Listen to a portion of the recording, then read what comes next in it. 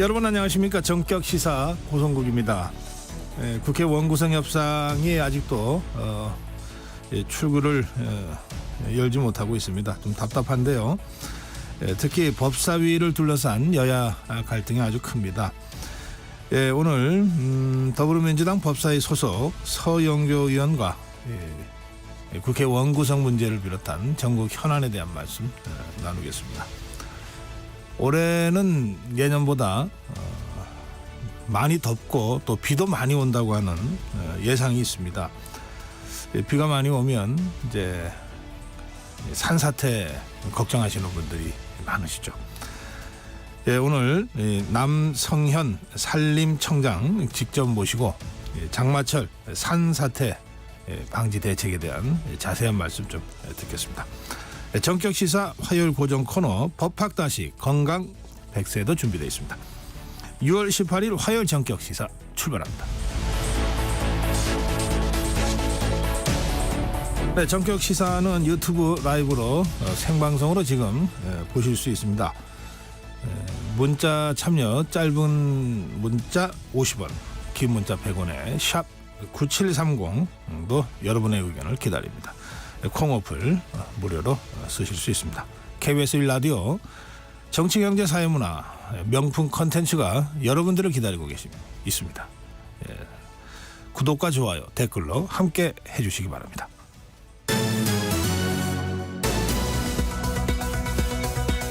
네, 뉴스 브리핑입니다. KBS 우정화 기자입니다. 어서 오세요. 안녕하세요.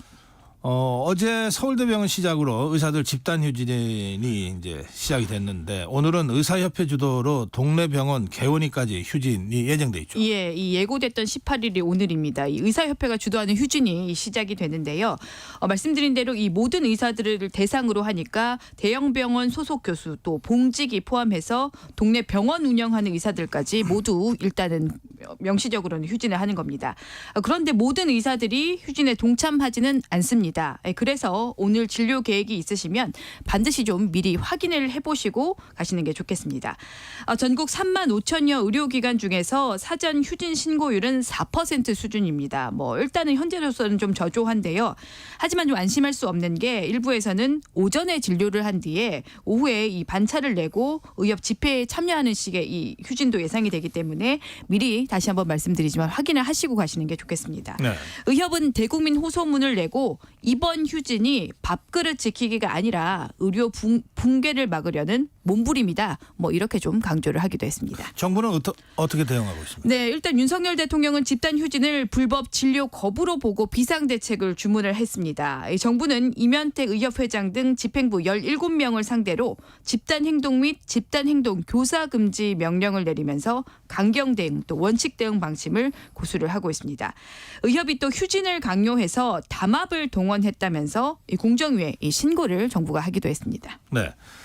그런데 서울 아산병원도 다음 달 4일부터 일주일씩 휴진을 하기로 했죠. 네, 서울대병원 또 연세 세브란스 병원에 이어서 이 서울 아산병원 교수들도 다음 달 4일부터 일주일 단위로 휴진에 동참을 하기로 결정을 했습니다. 일단 무기한 휴진은 아니고 앞으로 이 정부 상황을 봐서 대처를 봐서 본인들도 이 휴진 기간을 연장을 하겠다는 건데 만약에 이 의료계 요구안이 받아들여지지 않는다면 이들도 이 아산병원도 사실상 좀 무기한 휴진을 할 것 같습니다. 네. 푸틴 러시아 대통령 방북이 예고됐었는데 바로 오늘입니까? 네, 오늘 이 출발을 하게 됩니다. 오늘 이렇게 방북을 하게 되면 푸틴 대통령이 약 24년 만에 방북을 하게 된다라고 하는데요. 오늘 저녁에 도착을 해서 만 하루 정도 머물 것으로 보입니다. 러시아 크렘린국은 이번 정상회담에서 이 새로운 포괄적 전략 동반자 협정, 이 협정을 체결할 가능성이 있다고 밝혔습니다. 김정은 위원장과는 수행단이 배석하는 확대 회담에 이어서 1대1 이 양자 회담도 예정돼 있다고 밝혔습니다. 크렘린궁은 또 이 푸틴 대통령 또 김정은 위원장의 기자회견도 예고를 했기 때문에 이번 이 합의 내용에 특히나 좀 관심이 모아지고 있습니다. 네, 특히 우려되는 게 북한과 러시아 군사 동맹 관계 복원 가능성인데요. 네, 이 가장 관심사가 말씀하신 대로 이 군사 동맹 관계 복원 부분인데요. 이번에 이 두 번째 방북을 계기로 유사시 자동 군사 개입에 이 가까운 수준 이런 것과 비슷한 수준의 군사 협력을 양국이 약속할 가능성이 있는 걸로 알려집니다. 앞서 말씀드렸던 이 새로운 포괄적 전략 동반자 협정에 포함이 될 것 같은데요. 뭐 북한이 전쟁 상태에 처하면 러시아가 군사 개입에 좀 즉각 나설 수 있다는 내용이 좀 유력해 보입니다. 다만 뭐 러시아는 우리와 또 주변국들 상황을 좀 고려를 해서 자동 개입이라는 이런 문구 대신에 뭐 유사시에 긴밀하게 협력한다 이 정도의 수준에서 좀 문구를 좀 조정을 할 것 같습니다. 우리 정부 대응은요? 네, 이 계속 러시아와 일단 우리 정부도 관계를 유지를 하고 있는데요. 지금 일단은 뭐 동시에 벌어진 일이니까 오늘부터는 일단 한중 외교 안보 대화를 열어서 북러 관계 진전에 맞춰서 우리도 이 한중 외교전으로 맞대응을 할 계획입니다. 네. 미국은 간밤에 입장을 내놨습니다. 존 커비 백악관 보좌관은 브리핑을 통해서 북러 관계 심화를 우려한다면서 이 북한이 향후 러시아로부터 받을 이 지원 등에 대해서 매우 긴밀하게 주시할 것이다 이렇게 밝혔습니다. 네. 그 이혼 항소심에서 그 1조 3천억 원대 재산 분할 판결을 받은 SK 최태원 회장이요. 어제 입장을 밝혔는데 2심 재판에 명백한 오류가 있었다 이런 얘기인데 이게 무슨 얘기입니까? 네, 사실 좀 설명을 드리기도 이게 좀 숫자가 나와서 좀 사실 어렵습니다. 이번에 이 2심 판결에서 재산 분할액이 1조 3천억 원이 나왔죠. 재판부가 이렇게 이 금액을 판단한 건 이 최태원 회장의 SK 주식을 부부 공동 재산으로 보고 이런 재산 액수 분할 판결을 내렸습니다. 그런데 이번 판결에서 이 공동 재산으로 본 SK 주식, 이 SK 주식의 모태인 이 당시 대한텔레콤의 주식 가치가 잘못 계산이 됐다는 거죠. 네. 어떤 말씀을 드리는 거냐면 이번 재판부는 대한텔레콤의 주당 가격을 최 회장이 취임했던 지난 1998년을 기준으로 주당 100원의 가치로 계산을 했습니다. 네. 그런데 이번에 좀 알고 보니까 다시 확인을 해보니까 이 당시에 주식 가치는 주당 100원이 아니라 이 주당 1,000원이라는 거죠. 이 10배 이 잘못된 겁니다. 정말 이 단순 오류였는데요. 네. 2심 재판부는 이 액수를 기반으로 지금까지 이 주식 가치 상승의 최 회장의 기여분을 355배다 이렇게 판단했습니다. 그런데 이번에 이렇게 오류가 판명이 나니까 이 100원에서 1,000원으로 이 시작이 달라지게 되죠. 이 종전보다 10배나 많은 액수에서 시작하니까 355배 끌어올렸다. 시작이 다르니까 이렇게 계산을 할 수가 없는 겁니다. 네. 뭐 단순히 10분의 1로만 계산을 해도 355배의 기여 가치가 올라간 게 아니라 뭐 약 35배 정도 10분의 1로 단순 계산만 해도 줄어드는 거죠. 네. 그래서 이 주식 가치를 높이는데 기여한 부분이 확 줄어들게 되니까 이 부부 공동 재산으로 본 이 SK 주식에서 재산을 가져갈 때도 이 가치가 이 기여분이 줄어든 것만큼 이 지금 판결인 1조 3천억 원보다 덜 가져가는 게 맞다. 기여분이 적으니까 가져가는 것도 적어야 한다. 이게 이번 이 최태원 회장 측의 주장입니다. 이 명백한 오류인 것 같은데 그러니까 재판부도 바로 판결을 고쳤어요. 네, 이 항소심 재판부가 판결 경정을 결정을 했습니다. 이 100원을 1,000원으로 고쳤고 이 기여분도 주당 35.6배 이렇게 고쳤습니다. 네. 하지만 이번에 이렇게 숫자는 고쳤지만 재판부가 재산 분할 액수나 이 다른 내용은 전혀 바꾸지를 않았습니다. 그래서 최태원 회장 측이 이 반박을 했습니다. 이번에 이 단순한 계산 오기가 아니고 이 판단의 전제가 되는 중요 사항에 큰 영향을 끼친 오류다 이렇게 주장을 하면서 반박을 했는데요. 그러면서 이 재판부 결정에 이의를 제기하겠다, 법적 절차를 밟겠다, 검토하겠다 이렇게 밝혔습니다. 이 같은 이 최태원 회장의 주장에 대해서 노소영 관장 측도 입장을 냈습니다. 뭐 일부 계산 오류를 인정을 하더라도 큰 재판 결과 줄기 자체에는 영향을 미칠 수 없다. 최태원 회장 측이 침소봉대하고 있다 이렇게 주장을 했습니다. 회계 이혼 재판이라고 했는데 다시 한번 이 큰 오류, 이 중간 과정에서 좀 큰 잡음을 또 내고 대법원에서 최종적으로 결과가 가려지게 됐습니다. 예. 그 허위 인터뷰 뭐 그 과정에서 책값으로 1억 6천만 원을 네. 줬다 이런 주장들이 있었는데 그 신학님, 김만배 두 사람에 대한 구속영장이 청구됐습니다. 네, 구속영장이 청구가 됐습니다. 이 말씀하신 이 허위 인터뷰 내용이 어떤 건지 먼저 좀 대략 말씀드리면 지난 대선을 사흘 앞두고 2022년 이 3월 6일이었죠. 뉴스타파 보도가 있었습니다. 어떤 보도가 있었냐면 지난 2021년 9월에 이 김만배 씨가 언론노조 위원장 출신인 당시 뉴스타파 전문위원이었던 신학림 씨와 만난 대화 내용이었습니다. 그 대화 내용이 어떤 거였냐면 윤석열 당시 이 대통령 후보가 이 검사 시절에 부산저축은행 불법 대출 사건에서 한 대출 브로커의 사건을 무마했다. 이런 식의 대화 내용이었습니다. 네. 이 대화를 이 신학림 씨가 녹음을 했고 이 대화가 이 대선 사흘 전에 뉴스타파에서 보도가 된 거죠. 검찰이 판단했습니다. 이 보도된 녹취가 이 발췌와 편집을 거치면서 왜곡이 됐고 이 윤석열 후보에 대한 이 수사 무마 의혹 대화 내용 역시 사실 무근이라면서 윤석열 대통령에 대한 명예훼손이라고 검찰이 이번에 판단했습니다. 네. 그러면서 검찰은 김만배 씨가 문제의 대화 닷새 뒤에 신학림 씨에게 건넨 1억 6,500만 원을 주목을 했습니다. 신학림 씨가 김만배 씨에게 자신의 쓴 책, 이 저서를 줬다고 하는데 이 두 사람은 이 오고 간 1억 6,500만 원이 받은 책값이다. 이 책값이라고 주장을 했지만 검찰은 이게 아니고 허위 인터뷰의 대가로 보고 배임 수재, 증제 또 청탁금지법 위반까지 적용을 했습니다. 신 씨에게 신학림 씨에게는 다른 건으로 이번에 공갈 혐의까지도 함께 추가가 됐습니다. 네. 김만배, 신학림 두 사람의 입장이 나왔습니까? 네, 이 앞서서 잠깐 말씀드린 대로 두 사람은 그 저서가 그만한 가치가 있기 때문에 1억 6,500만 원이라는 돈이 오갔다. 이렇게 지금도 주장을 하고 있습니다. 네. 이 혐의를 결국 부인을 한 건데요. 검찰은 일단 김만배 씨가 신학림 씨에게 100억 원 규모의 언론재단 설립을 제안했다. 이런 의혹이 또 일고 있어서 이 부분에 대해서도 함께 수사를 할 방침입니다. 네. 유시민 그 전 노무현 재단 이사장에게 벌금 500만 원 판결이 확정됐다고요? 네, 이 5년 만에 이 확정이 됐습니다. 유시민 전 이사장이 한 발언이 어떤 발언이냐면 지난 2019년에 유시민 전 이사장이 검찰이 노무현 재단 계좌를 들여다봤다 이렇게 발언을 했고 이후에 이 한동훈 검사가 있던 반부패 강력부 쪽에서 계좌를 봤을 가능성이 높다 이렇게 판단을 한다 이렇게 재차 발언했습니다. 네. 검찰에서 당시 아니라고 반박을 했고 이후에 이 명예훼손 혐의로 검찰 수사가 시작되고 나서 유시민 전 이사장이 입장을 바꿔서 결국 사과를 했었는데요. 1심 재판부는 경찰과 검찰이 노무현 재단에 금융거래 정보를 제공받은 사실이 없다 이렇게 밝혔는데도 유시민 전 이사장이 같은 주장을 반복했다면서 한전 위원장에 대해서 이 명예훼손 혐의를 인정해서 벌금 500만 원을 1심에서 선고했었습니다. 이후 2심과 이번 대법원까지 같은 판결을 내려서 확정이 된 겁니다. 네, 오늘 여기까지 듣겠습니다. 고맙습니다. 뉴스브리핑 KBS 우정화 기자였습니다. 전격 시사 듣고 계신 지금 시각 7시 33분을 막 가고 있습니다. 전격 시사 날씨 정보입니다. 연일 평년보다 더운 날씨가 이어지고 있습니다. 오늘도 맑은 하늘 아래 불볕더위가 이어지겠는데요. 어제보다 더 덥겠습니다. 특히 오전 10시를 기해서 일부 경기 남부 내륙과 전남 동부, 경상도에는 폭염주의보가 발효되겠습니다. 오늘 낮 기온 서울이 32도, 경기도 하남이 34도로 어제보다 2도 정도 높겠고요. 밀양과 합천은 36도까지 오르는 등 경상도는 어제보다 3에서 7도가량 높겠습니다. 그 밖의 지역도 광주가 34도, 춘천과 대전 33도까지 오르겠습니다.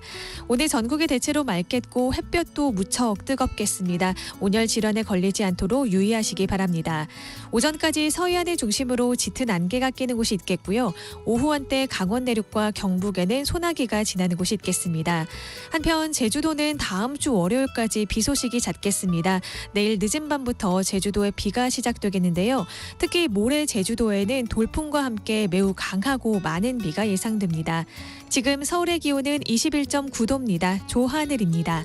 이어서 이 시각 교통 상황을 KBS 교통정보센터의 공인혜 씨가 전해드립니다. 네, 이 시각 교통정보입니다. 기온이 쑥쑥 오르고 있어 여름철 차량 관리도 미리 해주시는 것이 좋겠는데요. 어제와 오늘 고장난 차와 차량 화재 사고 소식이 꾸준합니다. 지금 제2경인 고속도로 양방향 남동을 중심으로 더딘데요. 인천 쪽은 더 가서도 인천 시점 1차로가 고장난 차로 막혀 있고요. 출근길 정체 구간도 빠르게 형성되면서 영동고속도로 강릉 방향 서창 분기점 부근 더디다가 반월터널부터 부곡까지는 7km 구간이 다시 신갈에서 지체되고 서용인과 용인을 지나 양지 터널까지도 긴 구간 답답한 흐름입니다. 경부고속도로 서울 방향은 수원과 달래내부터 반포 쪽으로 가장 길게 막혀 있고요. 중앙고속도로 춘천 방향 군위 휴게소 부근은 전차로가 화물차 단독 사고로 차단돼 있습니다. 뒤로 1km 구간 차들이 그대로 서 있는 상태니까요. 주변 도로 이용해 참고하시기 바랍니다. KBS 교통정보센터였습니다.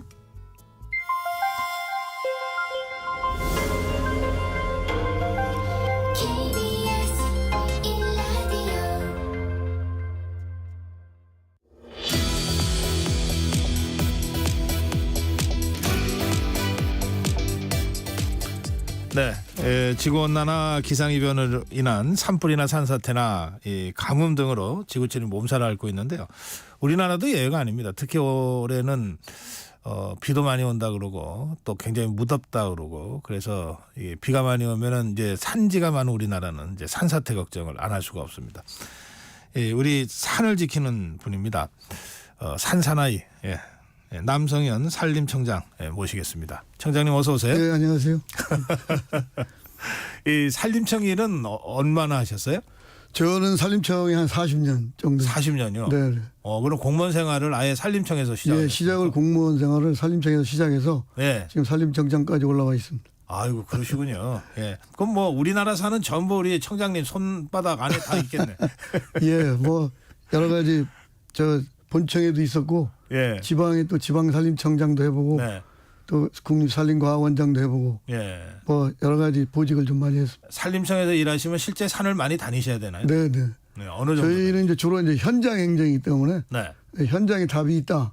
이제 이런 생각을 가지고 예. 현장에 많이 다니고 있습니다. 아 그러시군요. 네. 예.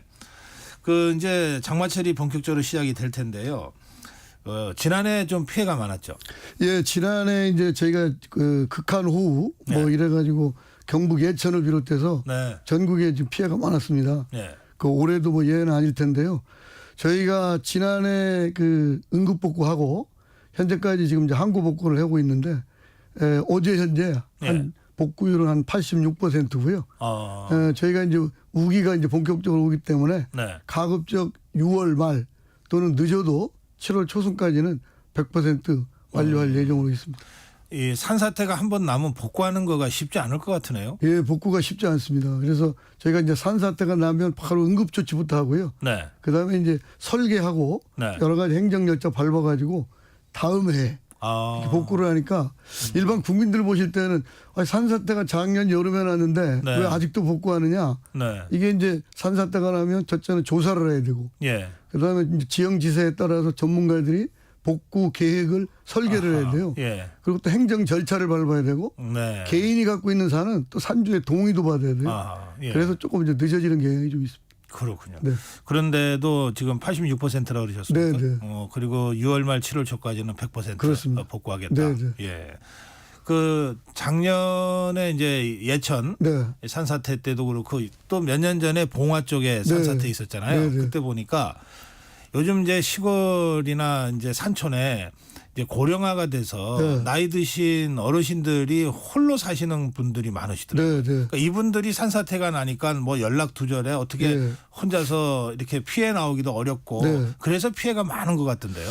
그래서 저희가 이제 산사태 대책이 여러 가지인데 네. 가장 중점적으로 붙는 게 이 산사태를 예방 대책도 하지만 네. 이제 피할 수 있다.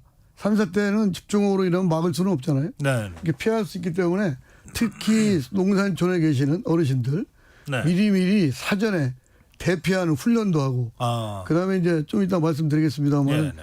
이게 그동안에는 이제 저희가 이 주의보 그다음에 이제 경보 네. 이렇게 두 단계로 했어요. 네. 근데 지금은 이제 중간에 이제 예비 경보를 때려서 이게 대피 시간을 한 1시간 정도 네. 이렇게 좀 여유를 줄 수 있도록 예. 올해부터 제도를 개선했고요. 저희 산림청하고 행정안전부 그다음에 지방자치단체 아주 협력을 해서 그 집중호우가 내리면 주민 대피에 가장 반전을 기하고 있습니다. 네. 일종의 조기 경보 시스템을 좀 더 촘촘하게 그렇습니다. 촘촘하게 구축했다 이런 그렇습니다. 말씀이시네요. 네네. 그럼 가장 낮은 단계가 주입니까?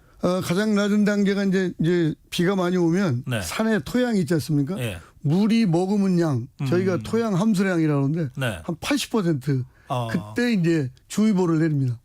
그 이제 작년까지는 주의보에서 바로 100%가 되면 경보를 내렸는데 예. 그 사이에 90% 네. 정도 물이 차면 미리 이제 주민 대피령을 내려서 예비 경보 때 주민 네. 대피를 하면 예. 대피할 시간이 한 1시간 정도는 여유가 있거든요.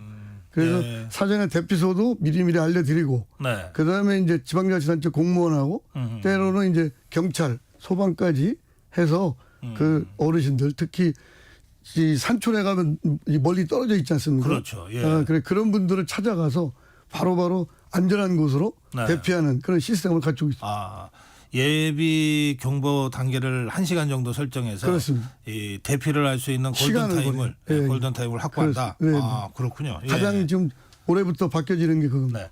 그러면 그 주의보나 예비 경보나 경보 네. 이걸 어떤 방법으로 알립니까? 저희가 주민들한테? 이제 예를 들어서 저희 기상청에서 예. 산림청에 이제 로우 데이터에서 주면 네. 저희가 산림과학원에서 분석을 합니다. 예. 분석한 거를 시군에 알려주면 시군에서 자체 회의를 통해서 문자, 예. 그냥 올해부터는 이제 문자에 이제 카톡까지 아. 더 추가가 되고 네. 그다음에 마을에 가면 마을 방송이 있습니다.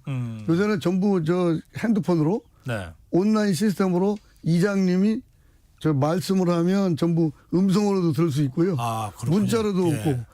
그다음에 지금 이제 그 연차적으로 지금 행안부와 같이 협조해서 하는데 집에서도 네. 스피커가 있어서 이 바깥에는 안 들리지 않습니까? 네. 마을 방송이. 그렇죠. 각각 집에서도 스피커가 있어서 다 들 수 있도록 아하. 시스템을 갖춰가고 있습니다. 아, 그 실내에 실내 각 예. 집집마다. 예, 마을 스피커가 들릴 수 있도록. 그러니까 세 가지죠. 아하. 문자 메시지도 가고 네. 그다음에 음성으로도 전화가 가고 네. 그다음에 집에서도 스피커를 통해서 들을 수 있다. 그게 알겠습니다. 가장 산사태 인명피해 예방 대책 중에 하나. 근데 이제 나이가 드시거나 네. 좀 거동 불편하신 분들은 네, 네. 경보 소리를 들어도 네. 신속하게 대피가 어려운 경우가 그래서 있잖아요. 이제 이장님들이 네. 이제 경찰 협조하에 또 소방 협조하에 각 지방자치단체 공무원 읍면 네. 직원들이 가가호우 다니면서 훈련도 그래서 제가 참여를 했었는데 훈련도 네. 계속해서 지속적으로 해나가고 있습니다. 아, 그 대피하는 장소, 대피소라고. 대피하는 장소는 예. 주로 이제 마을회관, 아, 예. 경로당 이제 조금 안전한 시설인데 주로 이제 공공시설입니다. 그래서 그것도 이제 온라인 오프라인에서 안내를 해주고 있고요. 네. 그래서 사전에 어디 대피가 어딘지를 알아야 되니까 그렇죠. 지방자치단체에서 사전에 지금 여러 가지 교육 훈련 안내 네. 가가호우 다니면서 오프라인에서 이게 종이도 나눠주면서 아. 어디 대피소 있습니다. 네. 이런 거를 알려주고 있고요. 예. 그다음에 이제 연초부터 대피소를 전부 점검하고 그래서 대피소가 제대로 돼 있는지 네. 이런 것까지 함께 다 하고 있습니다. 그 지방자치단체들하고 네. 이 산림청이 아주 한 몸처럼 움직이지 않으면 그렇습니다. 안 되는 이게 거네요. 모든 게 이게. 재난은 예. 중앙부처, 산림청, 재난총괄하는 이제 행정안전부 네. 그리고 유관부처 그리고 이제 그 지방자치단체 네. 가장 마지막에는 읍면 동에서 네. 역할을 많이 해주고 있습니다. 그렇군요. 예. 아까 우리 청장님 그 함수율 80%일 네. 때 주의라 그랬는데 네. 이게 우리가 뭐 그걸 잴 수 있는 방법이 있습니까? 그 시스템이 지금 우리가 이제 온라인으로 예. 그게 이제 우리 국립산림과학원에서 예. 그 각각의 지역별로 토양에 대한 이렇게 산지에 대한 정보를 예. 이미 알려 다 탑재해놓고 아하, 있고요. 예. 그다음에 이제 기상청에서 주는 강수량을 네. 같이 융복합하면 아하. 그게 자동적으로 그럼 우리나라의 모든 산지의 모든 산지요. 함수율이 예. 실시간으로 다 계산이 그렇습니다. 돼서 예, 다 돼 있고 예. 이제 그 동안에는 작년까지는 이제 시군 단위, 읍면동 단위로 네. 돼 있는데 이제는 니 단위까지 세분화해가지고 네. 그 지자체에서 이제 그 로데이터 네. 가지고 이제 지자체 장이 조위보 예. 그다음에 이제 예비경보, 예. 경보 이렇게 내려줍니다. 근데 이제 보통 일반 국민들의 입장에서는 네. 그냥 뭔가 그러니까 징후적으로 이거 좀 위험하다라고 느끼는 뭐 그런 것들이 없습니까? 느끼는 거는 이제 산에 보시면 예. 예를 들어서 이제 산사태 위험 있는 거는 이제 바람이 안 부는데도 네. 이게 흔들림, 나무들이? 나무가 아하. 흔들린다. 예. 그러면 이제 거의 산사태 징후가 있다. 이렇게 보시면 됩니다. 아, 그렇군요. 가장 중요한 거는 네. 바람이 불 때는 나무가 흔들리잖아요. 그렇죠. 바람이 안 부는데도 나무가 이게 흔들린다. 그러면 이게 산사태 징후가 있다. 네. 그런 겁니다. 그리고 그럴 약간의 경우엔, 예. 소리도 일부 좀 나고 그럴 경우에는 이게 대피를 일단은 산에 혹시 계신 분들은 네. 우회로 올라가셔야죠. 아, 높은 밑으로 곳으로? 내려가면 높은 곳으로. 아, 그렇군요. 네, 네. 하긴 그렇겠네. 밑으로 내려가면 이게 그렇습니다. 산사태가 덮칠 수 있으니까 네, 네, 네. 최대한 높은 곳으로 올라가라. 네, 네. 그리고 약간 좀 우릉우릉하는 땅 소리 소리가 같은 있고. 거 하고 바람이 안 부는데도 나무가 물이 그 흔들리고. 평상시에 물이 내려오지 않았는데 네. 물이 내려온다. 아. 이것도 이제 산사태 징후입니다. 예. 가장 정확한 거는 이제 산림청이 그 발령하는 지방자치단체를 통해서 그렇습니다. 발령하는 네. 주의보 경보를 듣는 거지만 산림청은 이제 광역 단위로 이제 이 경보를 내리고 예. 예, 관심, 주의, 네. 경계, 심각. 요게 이제 광역 단위로 이제 저 중앙 예. 재난본부에서 내리는 거고요. 그다음에 아까 이제 읍면동, 리동 단위 요거는 이제 지방자치단체에서 네. 주의보, 예비경보, 경보. 가서 가장 중요한 거는 지방자치단체에서 내리는 주의보, 예비경보, 경보. 네. 이게 가장 중요합니다. 그렇군요. 네. 예. 그 며칠 전에 지금도 뭐 여진이 아직 완전히 끝났다고 네, 네. 할 수는 없지만 네, 네. 그 부안군의 규모 4.8 네, 지진 네. 이게 산림에도 좀 피해가 있었습니다. 산림에 이제 이 피해가 있을지 몰라서 네. 저희가 이제 6월 12일 날 이제 그 지진이 났잖아요. 예. 그 전문가들이 이제 반경 30km를 네. 진앙지로부터 예. 조사를 다 했어요. 네. 다 했더니 이제 전혀 이상이 없어서 아하. 그래서 저희가 이제 평상시에도 지진을 대비를 해서 땅 밀림 요거를 미리 각각의 주요 위험지를 예. 위주로 국립산림과학원이 측정 장치를 다 해놨습니다. 네. 네. 근데 요번에도 이제 측정 장치도 보고 그다음에 전문가들이 현장도 조사해 보니까 요번 부안 지진으로는 전혀 문제가 없다. 아, 다행이군요. 그래서 예. 계속해서 저희가 모니터링을 하고 있습니다. 알겠습니다. 네. 또 산림 행정에 또 중요한 것 중에 하나가 산불 예방 아닌가요? 네, 네. 산불이 올해 작년에 좀 덜 났습니까? 재작년, 작년은 아주 뭐 역대 최고로 산불이 대형 산불이 났고요.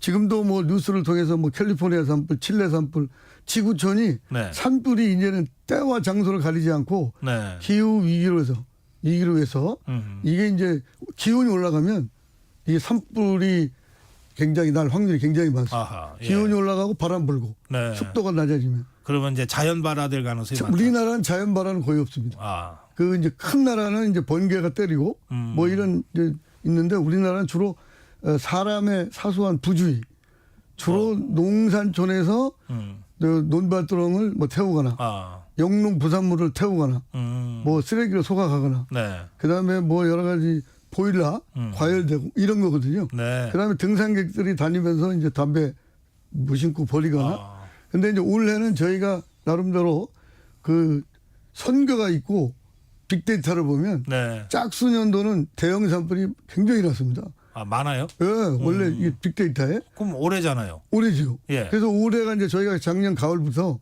올해 봄에 아주 총행정력을 총동원해서 네. 저희가 산불이 덜 났고요. 특히 이제 간혹 저희가 이제 진인사 대천명 하늘은 뭐 스스로 돕는 자를 돕는다 이런 말이 있지 않습니까? 총행정력을 동원하니까 또 가끔 이렇게 비도 자주 내려주고 해서 아하. 산불 통계가 생긴 이래 올해가 두 번째로 산불이 가장 적은 해입니다. 아, 그렇습니까? 네네. 예. 그래서 올해 저희가 이제 산불 원인을 선제적으로 차단도 했고 총행정력도 동원했고 네. 또 비도 이렇게 종종 내려줘서 근데 가을도 이제 근데 전체적으로 보면 전 세계적으로 산불은 이제 항상 안심할 수가 없는 게 기후 변화로 인해서 일상화되고 대형화되고 있다. 그렇군요. 예. 다만 봄에 가장 집중되어 있는데 네. 이제 여름철 비가 많이 올 때 빼놓고는 가을에도 산불이 많이 난다. 이렇게 말씀을 드립니다. 예. 그러면 우리 산림청 직원들은 비 오면은 진짜 좋겠네요. 비가 와도 걱정, 안 와도 걱정. 비가 와도 비가 너무 오면 산사태 비 오면 걱정. 산사태. 비가 또 안 그렇구나. 오면 또 산불 걱정. 예. 굉장히 산림 재난에 예. 총력을 기울이고 있습니다. 그 강릉 산불이 있었잖아요. 네. 그거 제가 저기 자원봉사로 거기 2번 갔었는데요. 네. 그 이렇게 바람이 불면서 산불이 나니까 네. 이게 완전히 불폭탄처럼 막 이게 막 민가를 2km까지 갑니다. 글쎄 말이에요. 네, 네. 뭐 정말 무서웠을 것 같아요. 네. 근데 이제 바람이 아까 이제 저 산불이 바람, 예. 온도, 습도 그랬지 않습니까? 네, 네. 바람이 이게 그 예를 들어 시속으로 네. 한 76km 정도, 초속으로 보면 한 15m에서 한 20m 정도 되면 예. 헬기가 못 뜨거든요. 아하. 그래서 이제 바람이 세게 불면 네. 대형 산불이 되기 때문에 예. 그거를 저희가 이제 대응하기 위해서 지상으로 산불을 끌 수 있는 네. 그래서 임도도 확충하고 지상 진화 차량 그다음에 인력 특수 인력 예. 계속 우리가 양성을 하고 있습니다. 그 캐나다 산불 때 우리 저희가 작년에 네. 한 달 동안 갔다 왔습니다. 예, 그 저희 산림청에서 갔다. 산림청에서 하고 소방청하고 해서 외교부하고 해서 예. 150명이 예. 작년 7월 한 달간 캐나다 퀘벡주 가서 이제 산불을 꺼주고 왔거든요. 예. 그래서 저희가 산불 진화 능력이 세계적인 수준입니다. 그래서 작년에는 캐나다 갔다 오고 네네. 저 올해는 또 이제 그 몽골에서 산불 진화 교육을 해달라고 그래서 갔고요. 그다음에 이제 지난주에 제가 이제 대통령님 그 중앙아시아 가셨을 예. 때 네. 저도 이제 카자흐스탄 네. 갔거든요. 그 양북에 이제 그동안에는 산림 보건만 협력을 했는데 주로 이제 산불도 아하. 카자흐스탄도 작년 재작년에 산불이 크게 나가지고 우리나라 이제 산불 진화 능력이 세계적으로 인정받기 때문에 네. 우리나라가 와서 좀 도와달라. 그것도 MOU에 같이 이제 체결해서 그렇군요. 그러고 왔습니다. 예. 네. 그 우리나라 그 요원들의 그 산불 진화 실력이 세계 최고가 된 이유가 있습니까?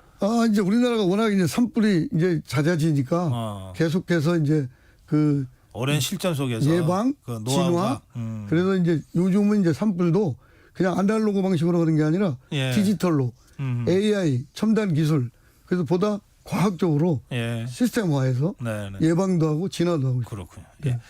그 저는 뭐 이제 업무 때문에 그 지방을 좀 자주 다니는 편인데요. 그 이제 소나무가 참 좋아요. 네. 근데 이게 이제 누렇게 변하는 제선충. 예. 예. 그거 좀 여기저기 심각한 데가 몇 군데 있던데요. 우리나라가 이제 소나무가 이제 전 그 산림의 한 4분의 1, 16억 그루 정도 되거든요. 예. 근데 이제 소나무 제선충이라는 게 뭐냐면 소나무에 전염되고 있는 나무 전염병입니다. 글쎄요. 예. 근데 치료약이 없어요. 오호. 예방약은 있는데 한 그루 넣으려면 한 3,000원. 오. 근데 16억 그루 넣으려면 천문학적 숫자이기 때문에 그러네요. 예. 가장 중요한 거는 이 산에 가실 때 가장 빨리 노랗게 되거나 네. 붉게 단풍이 아닙니다. 예, 이게 소나무가 빨개지거나 예. 죽어가는 거 있으면 1588-3249 이게 행정당국에 예. 이게 산림청 그게 신고를 해야 되는구나. 신고.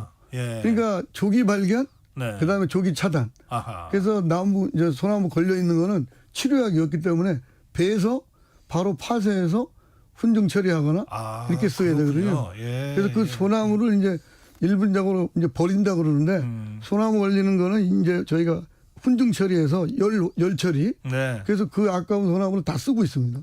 그러니까 예. 가장 중요한 거는 전염되지 않도록. 전염병이구나. 이게. 전염병입니다. 예. 1588-3249로 네. 꼭 신고해 주시면 넘어갑니다. 예, 저희 유튜브 라이브에 1588-3249 3249. 3249로 네. 자막 처리해 드릴게요.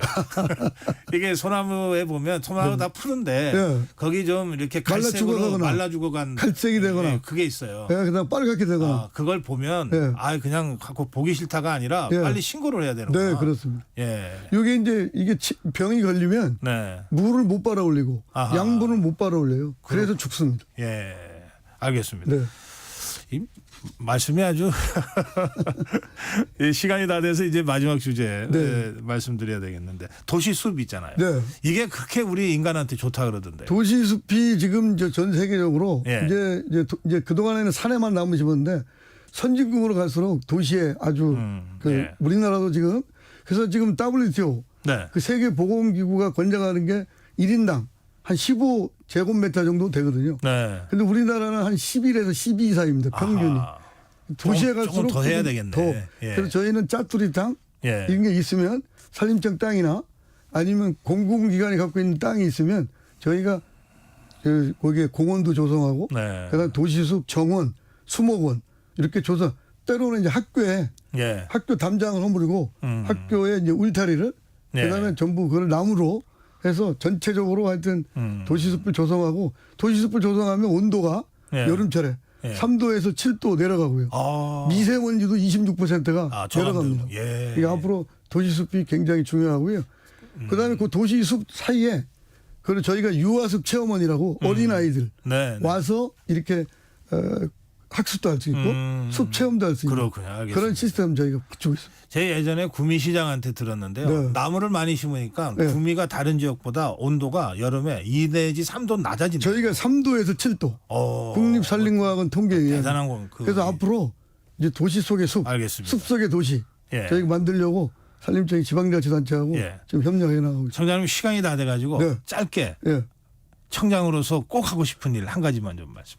정략으로 하고 싶은 거는 이제 우리 산이 네. 돈이 되는 산, 국민들한테 행복이 되는 산. 예. 그래서 그동안에 우리 산이 프로가 울창하게 됐으니까 앞으로 국민 속에 파고들어가지고 돈 되는 산, 그다음에 행복을 주는 산이 아. 될 수 있도록 정책을 추진해 나가겠습니다. 돈 되는 산. 예. 예, 오늘 말씀 여기서 마무리해야 예. 되겠네요. 고맙습니다. 감사합니다. 예. 네. 예. 남성현 산림청장이었습니다. 감사합니다. 네, 전격시사 1부 여기서 마무리하고요. 잠시 2부에서 다시 뵙겠습니다.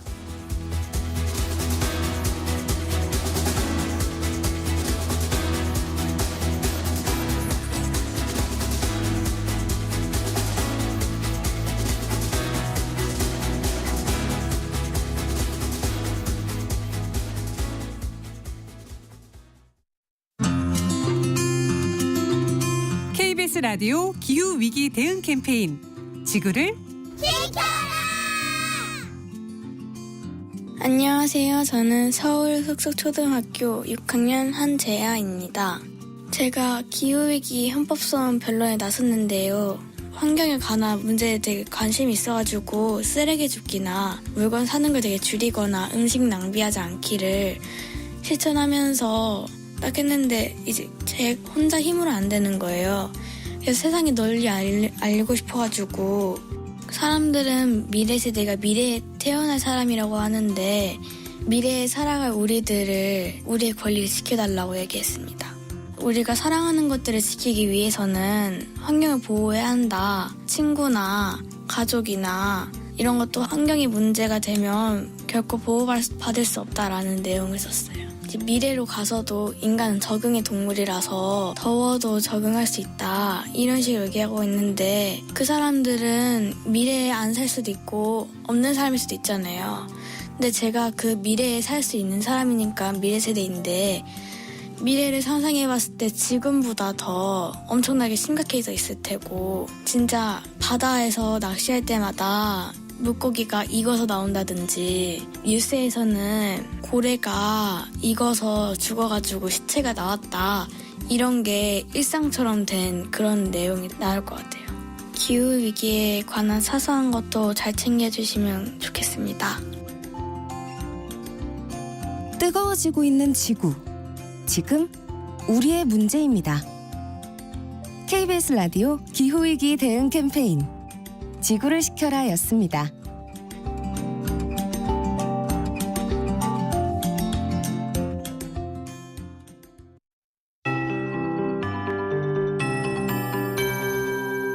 KBS 58분 날씨.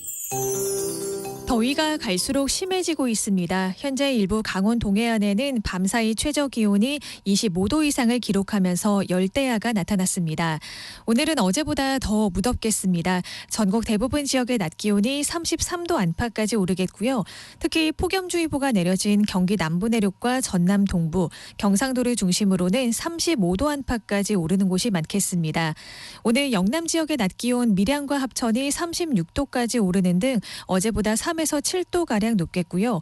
그 밖에 대구와 경주, 전남 담양과 강원도 정선, 경기도 구리가 34도까지 오르겠고 춘천과 대전 33도, 서울은 32도로 어제보다 2에서 4도가량 높겠습니다. 오늘 전국이 대체로 맑겠고 햇볕도 무척 뜨겁겠습니다. 온열 질환에 걸리지 않도록 야외 활동은 자제하시는 게 좋겠습니다. 오전까지 서해안을 중심으로 200m 미만의 짙은 안개가 끼는 곳이 있겠고요. 오후 한때 강원 내륙과 경북 북동산지에 소나기가 지나는 곳이 있겠습니다. 당분간 제주도에는 비 소식이 잦겠습니다. 내일 늦은 밤부터 제주도에 비가 시작돼 모레는 호남과 경남에도 비가 내리겠는데요. 특히 모레 제주도에는 돌풍과 함께 매우 강하고 많은 비가 예상됩니다. 비 피해 없도록 유의하셔야겠습니다. 현재 서울의 기온은 23.4도입니다. 조하늘입니다.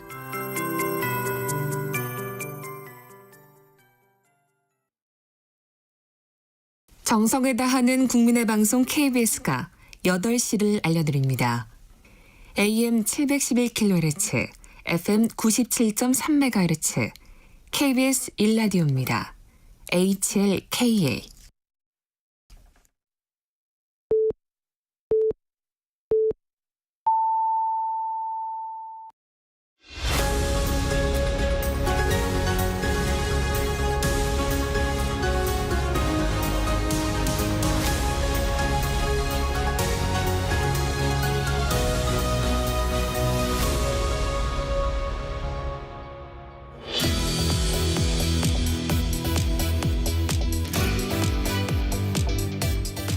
네, 22대 국회는 개원은 했습니다. 그러나 원구성은 아직 완료되지 않은 상태입니다.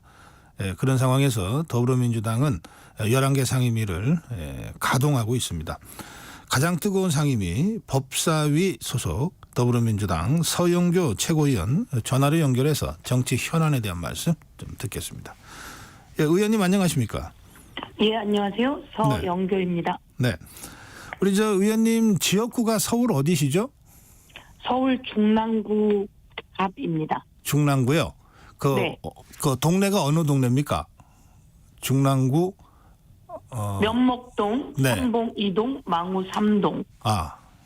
면목동. 동쪽으로 용마산이 있고요. 네. 서쪽으로 중랑천이 있어서 네. 배산 인쇄 명당이라고 그렇군요. 하고 예. 황금라인 7호선이 지나가고 용마 터널이 뚫려서 사동 8달의 동네라고 합니다. 예. 그 지역에서 3선 이번에 하셨던가요? 이번에 4선입니다. 4선 되셨습니까? 네. 예, 그렇군요. 지역구에서 시작해서 네. 지역구로만 4선이고요. 네. 그렇게 연속으로 지역구에서 시작해서 지역구로 4선인 여성 의원은 제가 최초라고 합니다. 그렇군요. 예. 네. 지금 지역구에서는 중랑의 딸이라고 해서요. 거기서 초중고를 다 나왔고요. 그러시구나. 예. 모든 가족이 거기서 다 살고 시댁도 이사 와서 살고 있습니다. 그럼 지역구 4선도 내내 그 같은 지역에서 하셨고. 그렇습니다. 예, 그래요. 네. 지금 법사위 소속이신데 네, 그렇습니다. 지금 법사위가 이미 이제 가동이 됐잖아요. 네. 어제도 열렸죠? 그렇습니다. 국민의힘은 안 나왔고요. 국민의힘은 나오지 않았고요. 네. 어제는 법안 소위를 했습니다. 네. 1소위 법안 소위. 예, 거기에 국민의힘이 나오지 않은 채로. 그리고 법무부 차관이 법안 소위에는 그 법안에 따라서 정부 관계자가 나와서 의견을 제시하는데요. 네. 법원행정처에서 나왔지만 법무부 차관이 나와야 하는데 나오지 않은 상태로 진행되었습니다. 그러면 법무부에서 불참한 건데 사유를 설명했습니까? 특별한 사유 설명이 없는 거죠. 국힘당 쪽에서 안 나오면서 나오지 못하게 한 것 아닌가 이렇게 저희는 추정하고 있는데요. 특별한 사유를 이야기하지 않고 나오지 않게 된 거라서 사실은 직무유기이고 국회를 무시하는 상황이기 때문에 저희가 이에 대해서는 그 정부 관계자에게 입법부의 권한으로 책임을 물을 생각입니다. 어떤 책임을 물으실 생각이십니까? 지금은 이제 입법부에서 국회가 법안 소위가 열릴 때 법무부 차관이 안 나온 예는 아마 거의 없을 겁니다. 예. 그럼에도 불구하고 나오지 않았다는 것은 법무부 차관으로서의 오명이고요. 그리고 현 정부에 대한 오명이고요. 지금은 그렇게 나오지 않은 것에 대해서 법적 책임을 물을 수는 없습니다. 그런데 정치적이고 도덕적 책임을 묻지 않을 수가 없고요. 네. 그래서 이에 따라서 그렇게 출석을 하지 않는 경우에는 법적 책임도 처벌 조항도 있어야 되는 것 아니냐라고 해서 법안을 준비하고 있는 의원들이 계시다는 말씀을 드리고요. 네. 만약에 이렇게 안 나오게 되면 입법 청문회 형태를 거쳐서 출석을 하게 하고 그렇지 않고 안 나오면 청문회에는 저희가 증인으로 출석해야 하고 혹시 안 나오게 되면 처벌 조항이 따라오게 되어 있습니다. 네. 그러나 이런 일을 하지 않고 국회가 열리면 출석해서 의견을 개진하고 이러는 게 맞지 않겠습니까? 그렇게 해야 된다고 생각합니다. 알겠습니다. 예. 그 지금 더불어민주당 그 야권 단독으로 해병대원 특검법 심사에 착수했죠. 네. 네, 어떤 내용들이 논의되고 있습니까? 이것은 이제 야권 단독이라기보다는 국힘당이 어떻든 출석하지 않은 거고요. 국힘당이 출석하지 않은 것은 직무유기이고 일정한 권한을 갖고 있는 사람들이 횡포를 부리는 것이다. 저희는 그렇게 판단하고요. 해병 순직 사망 사건에 대한 수사 외압 특검법입니다. 네. 그러니까 이건 해병이 어떻게 사망하게 되었는지라고 하는 내용을 그 특검을 통해서 수사하고 그리고 이 과정에서 수사 외압이 있었다. 수사 외압이 있었고 또 공수처에서 수사하는 동안 또 수사 외압이 있었다 등의 내용이 이 특검의 주 수사 대상이 됩니다. 네. 그래서 수사 대상은 대통령, 대통령실, 국방부 그리고 또 공수처의 수사 외압을 넣은 단위들 그리고 대통령실 관계자 등등 여러 단위가 수사 대상 범위에 들어가게 될 것이고요. 그 과정에는 특검을 몇 명으로 하고 특검은 몇 번에 걸쳐서 며칠 동안 하고 그리고 이것이 재판으로 들어가게 되면 얼마 동안 재판을 한다라는 식의 내용이 특검의 내용이고요. 네. 그 내용은 기존에 있었던 상설 특검이나 기존에 했던 특검들과 유사하다고 보시면 되겠습니다. 네. 그런데 네. 지금 그 해병대원 그 순직 사건 관련해서는 그 사망 경위는 경북경찰청이 그리고 외압 의혹과 관련해서는 공수처가 수사하고 있지 않습니까? 그런데 조금 전에 의원님 말씀에 이 지금 외압 의혹을 수사하고 있는 공수처에 대해서 또 다른 외압이 가해졌다. 그것까지 이번에 특검법에 넣겠다. 이런 말씀하신 거죠? 그렇습니다. 그건 어떤 내용입니까? 내용으로 들어 있습니다. 네, 그건 어떤 내용입니까? 그 공수처에 대한 외압. 특검법엔 그게 구체적으로 들어있지는 않습니다. 네. 그 내용은 수사 대상이 그렇게 된다고 정리되어 있는 겁니다.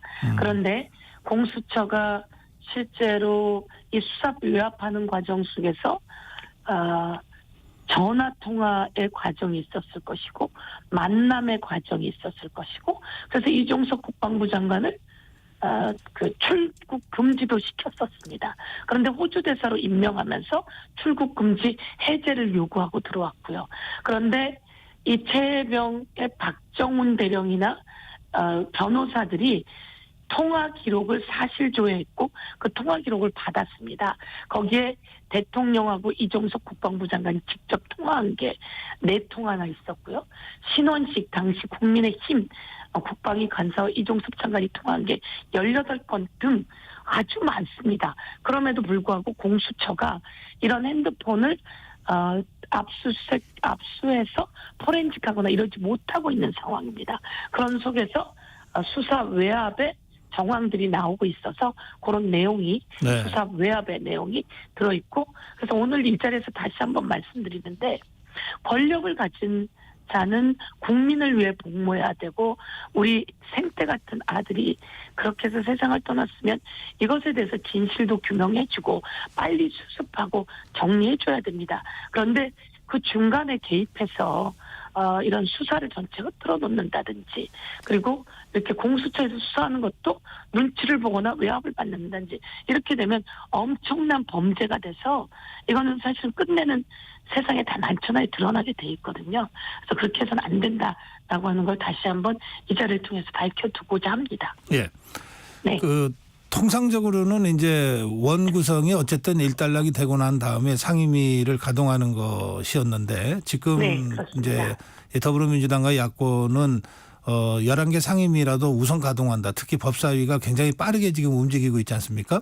네. 이렇게 빠르게 움직이는데 어떤 특별한 이유가 있습니까? 국회 법에 뭐라고 되어 있냐면 첫 번째 6월 5일까지는 국회의장을 선출해야 된다고 되어 있고 그로부터 3일 내에 상임위를 구성해야 된다고 되어 있습니다. 그런데 구성을 못할 이유는 없습니다. 근데 정치적으로 상임위원장을 하나 더 갖고 오니 많이 하면서 질질질 끌다가 몇 개월씩 끌어왔지요, 그동안. 네. 그런데 어디에는 법을 지키라고 하고 국회법에 나와 있는 것을 지키지 않으니 더불어민주당에서는 이번만큼은 국회법을 제대로 지켜나가자. 그리고 향후에도 그렇게 나가자. 네. 총선에서 몇 대 몇으로 국민이 배분해 주셨어요. 야권 192, 여당 108. 그럼 이것에 맞춰서 나갈 수밖에 없습니다. 끝내는 그렇게 가게 되어 있습니다. 그런데 더 국민의힘 당에서 대통령 눈치도 보고 또 더 다른 것을 원하기도 하고 이러면서 법사위와 운영위를 요구하기도 하고 이러면서 안 되고 있는데요. 법에 따라서 진행해 나가는 거지 유난히 빠르게 간다 이렇게 보실 필요는 없고요. 있는 그대로 착착 진행해 나간다라고 생각하시면 될 것 같습니다. 네. 그리고 특별한 이유가 있는 것은 대한민국 경제가 아주 최악입니다. 최악이고 그래서 경제 살리는 일에 매진해야 돼서요. 더불어민주당에서는 1호 법안으로 민생회복 지원금을 국민에게 나눠드리고 그것을 마중물로 경제를 살리자라고 한 1호 법안을 냈고요. 그런데 22대 총선에서 야권이 압도적으로 우승하지 않았습니까? 그렇게 된 이유는 최해병 사건이 아주 컸습니다. 거기에 가장 중심에 있었던 이종섭이라고 하는 국방부 장관을 호주로 도피시키는 일이 아주 컸습니다. 그러면 이래서는 안 된다는 걸 대통령실도 국힘당도 알아야 되는데 전혀 변화하지 않고 있는 게 문제죠. 그래서 국민이 국회에 배분을 해줬으면 그것대로 가는 게 맞다. 그런데 여기에 목리를 부려서는 안 된다. 이렇게 보고 국민들이 더불어민주당과 야권이 중심이 돼서 나가는 것에 대해서 단독이야 독단이야 이렇게 얘기하지 않습니다. 빨리 가라. 빨리 해라. 네. 그리고 경제 살리고 그리고 안전한 대한민국 만들어 가줘라. 그리고 억울한 죽음과 거기에 대한 수사 외압이 권력이 개입돼 있다면 그것만큼은 확실히 밝혀내라 이렇게 명령하고 있다고 저희는 생각하고 가고 있습니다. 네. 그 원구성 협상 관련해서는 국민의힘의 추경호 원내대표가 박찬대 더불어민주당 원내대표한테 공개 토론을 제안했는데 거절한 거죠?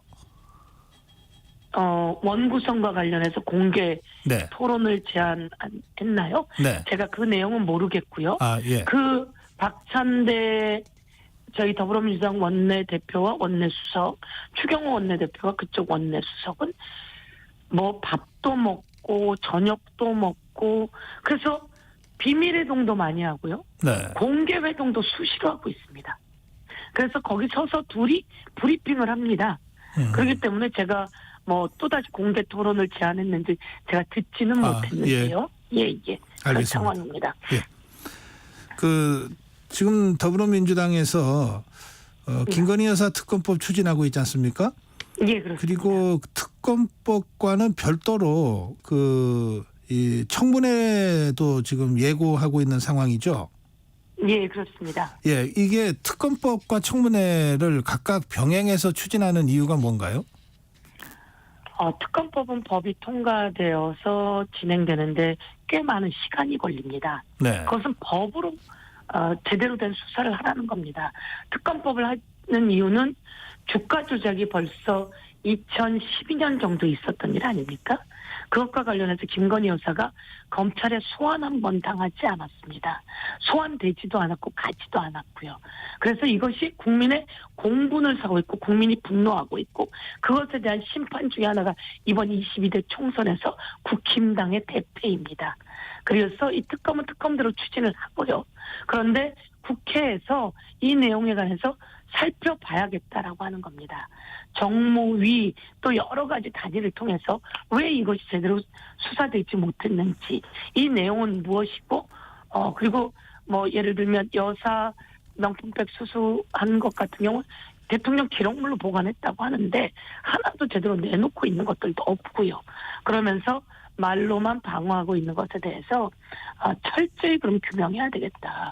대통령의 부인이 대한민국을 이렇게 뒤흔들어 놔서는 안 되지 않겠습니까? 그래서 이에 대해서 국회가 갖고 있는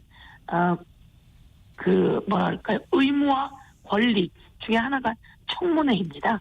그래서 청문회 또는 뭐 국정조사 그리고 상임위 그리고 소위 등등이 있어서 가장 필요한 게 상임위라고 생각하시면 됩니다. 네. 지금 상임위가 열리지 않고 그러면 청문회, 국정조사 등등 단계를 거쳐서 이에 대해서 국민께 내용을 소상히 보고하고 그리고 진실을 밝혀나가는 일을 해야 합니다. 네.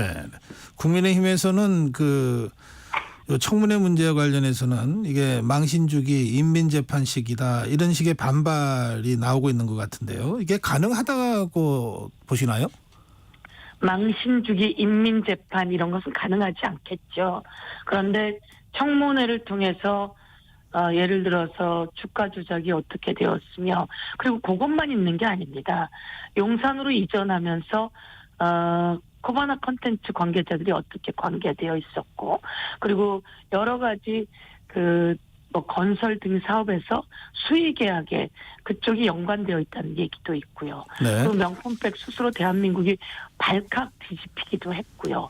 또 양평 고속도로가 왜 김건희 여사 친정집 쪽으로 휘게되었는지 등등은 국정조사를 통해서 밝힐 수밖에 없다는 것이 국민의 많은 여론이지 않습니까? 그리고 벌써 수없이 많이 나온 보도이고요. 그런데 이걸 망신주기 이렇게 이야기할 것이 아니라 그래서 이런 내용은 검찰에 가서 수사받고 검찰이 제대로 수사하고 그러나 검찰이 제대로 수사하겠냐 이런 겁니다. 그럼에도 불구하고 윤석열 대통령 하에 검찰임에도 불구하고 한 번도 가지 않았습니다. 이것은 김건희 여사 측과 윤석열 대통령 측 그리고 국힘당 측이 문제를 계속 키우는 경향이 있는 겁니다. 이것으로 안 되면 다른 방법을 찾을 수밖에 없기 때문에 그것이 국정조사이고 청문회 등이 되지 않겠습니까? 국회에서 할 수 있는 게 청문회이고 국정조사 그리고 상임위인데 상임위가 열리지 않으면 청문회라도 해야 되고요. 그리고 또 국정조사라도 해야 되는 거 아니겠습니까? 그래서 빨리 국회로 들어와서 제대로 된 가동을 할 수 있게 국힘당이 참석하는 게 필요하다고 생각합니다. 예, 알겠습니다. 네. 자, 의원님 더불어민주당 내부 사정도 한두 가지 좀 질문 드릴게요. 네. 이재명 대표의 언론은 검찰의 애완견 발언 이것에 대해서 이제 국민의힘에서 강력한 비판도 있고 언론단체들의 공개 사과 요구도 있고 그랬는데요. 네. 이 문제는 의원님 어떻게 보고 계십니까? 이번에 이화영 쌍방울 사건 관련해서 국정원의 문건이 다 검찰이 국정원을 압수수색했습니다. 그래서 그 국정원 문건 속에 쌍방울이 주가 조작을 북쪽에 있는 관계자들과 어떻게 했는지가 국정원 문건에 다 나와 있습니다. 그리고 그 관계자들이 이재명 대표하고는 아무 관계도 없다고 진술 다 했고 재판이 그렇게 종결됐습니다. 안부수라고 하는 아태 협의회 회장 재판에서 벌써 그렇게 다 끝났습니다. 그런데 그 사이에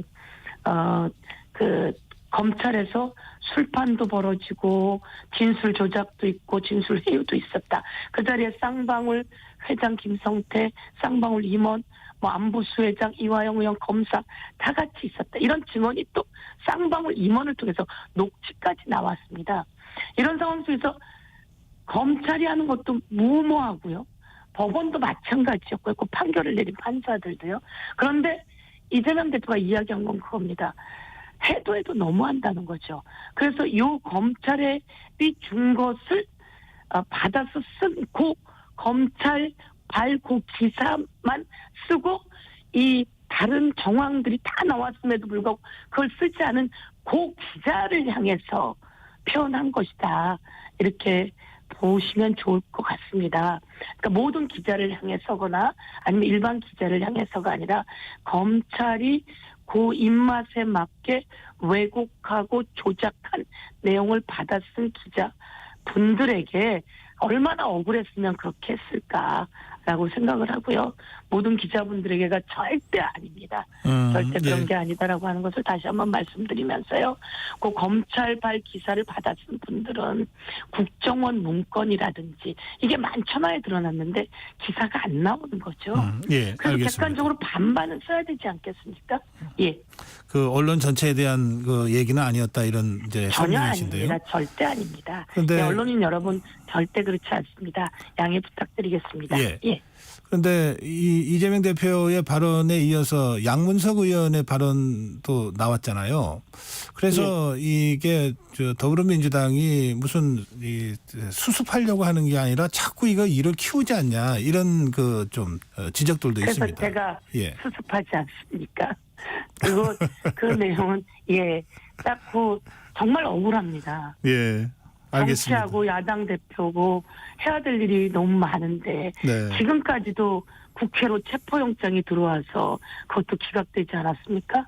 수도 없이 대장동 사건 같은 경우는 뭐 엄청나게 해먹은 사람처럼 되지만 끝내는 돈 한 푼 받은 흔적들이 없지 않습니까? 알겠습니다. 너무나 많은 것들이 검찰 발로 그리고 기사가 그렇게 쓰여지면서 억울하게 전파되고 그게 재판까지 영향을 미치니까 그걸만 받았은 기자들을 향해서 한 것이라고 다시 한번 말씀드리면서 알겠습니다. 언론 여러분이 좀 더 객관적으로 보도해 주길 바랍니다. 네. 예, 의원님 시간이 다 됐지만 짧게 네. 제가 질문 드릴게요. 네. 국민의힘에서 위증교사 관련 녹취록 공개했는데 녹취록 공개 네. 어떻게 보십니까?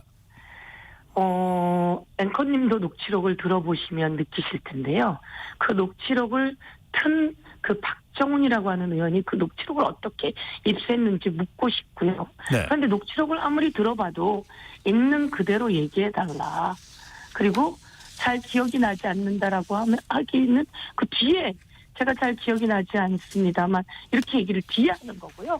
앞에 있는 그대로 그때 상황을 있는 그대로라고 하는 말 하고 있습니다. 그러면 이것만 봐도 그 녹취록이 오히려 위증이 아니라 있는 그대로라고 하는 것을 이야기하고 있음에도 불구하고 그걸 그대로 틀고 위증이라고 말하는데 나 부끄럽지 않은가 이렇게 묻고 싶습니다. 네, 예. 알겠습니다. 시간이 다 돼서 의원님 오늘 대담은 여기서 마무리해야 되겠습니다. 말씀 잘 들었습니다. 예, 감사합니다. 네, 더불어민주당 서영교 최고위원이었습니다.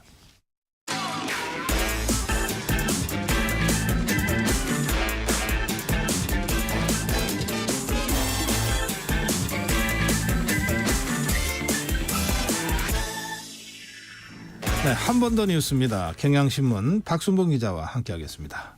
어서 오세요, 박 기자. 네, 안녕하세요. 삼성전자, 현대차그룹 오늘 현대차그룹 얘기를 좀 하시려고요. 맞습니다. 예, 이 두 그룹을 어떻게 비교하시려고요? 현대차그룹은 좀 최근에 상승세를 많이 보이고 있고요. 예. 삼성전자는 물론 좀 회복하고 있긴 한데 최근엔 좀 하락하는 그런 추세가 있었잖아요. 아하. 특히 이제 현대차가 많이 좀 주목을 받고 있는 그런 상황이 어제 있었습니다. 예. 어제 현대차 주가가 1,500원이 올랐거든요. 3.92% 상승을 한 건데 거의 4%가 올랐잖아요. 네. 그러니까 종가가 27만 8,500원이었는데 이게 주식하시는 분들은 좀 아실 텐데 현대차 주가는 좀 무거운 편이거든요. 뭐 오래된 기업이고 뭐 큰 기업이다 보니까 주가가 잘 안 오르는데 네. 하루 만에 거의 4%가 상승을 했으니까 굉장히 많이 오른 거고요. 그리고 역대 3년 5개월 만에 최고가예요. 그러니까 이걸로 보면은 굉장히 주가가 많이 올라와 있는 상태다. 이걸 알 수가 있습니다. 네. 그리고 현대차 그룹 하면은 뭐 크게 뭐 세 가지 축으로 돼 있는데 현대차, 기아 그리고 부품 회사인 현대모비스 이렇게 돼 있는데 예. 기아의 주가도 또 많이 올랐거든요. 이제 6,400원이 올랐는데 5.22% 오른 겁니다. 그러니까 장마감은 12만 9,100원으로 했는데 역시 뭐 거의 최고가를 쓴 그런 상태예요. 우리 박순봉 기자 지금 전해드리는 말씀 듣고 이게 오늘 현대차 또 오르겠네. 지금 더 상승할 수 있다라는 그런 증권가의 관측도 있는 상태이긴 합니다. 이유가 뭐예요?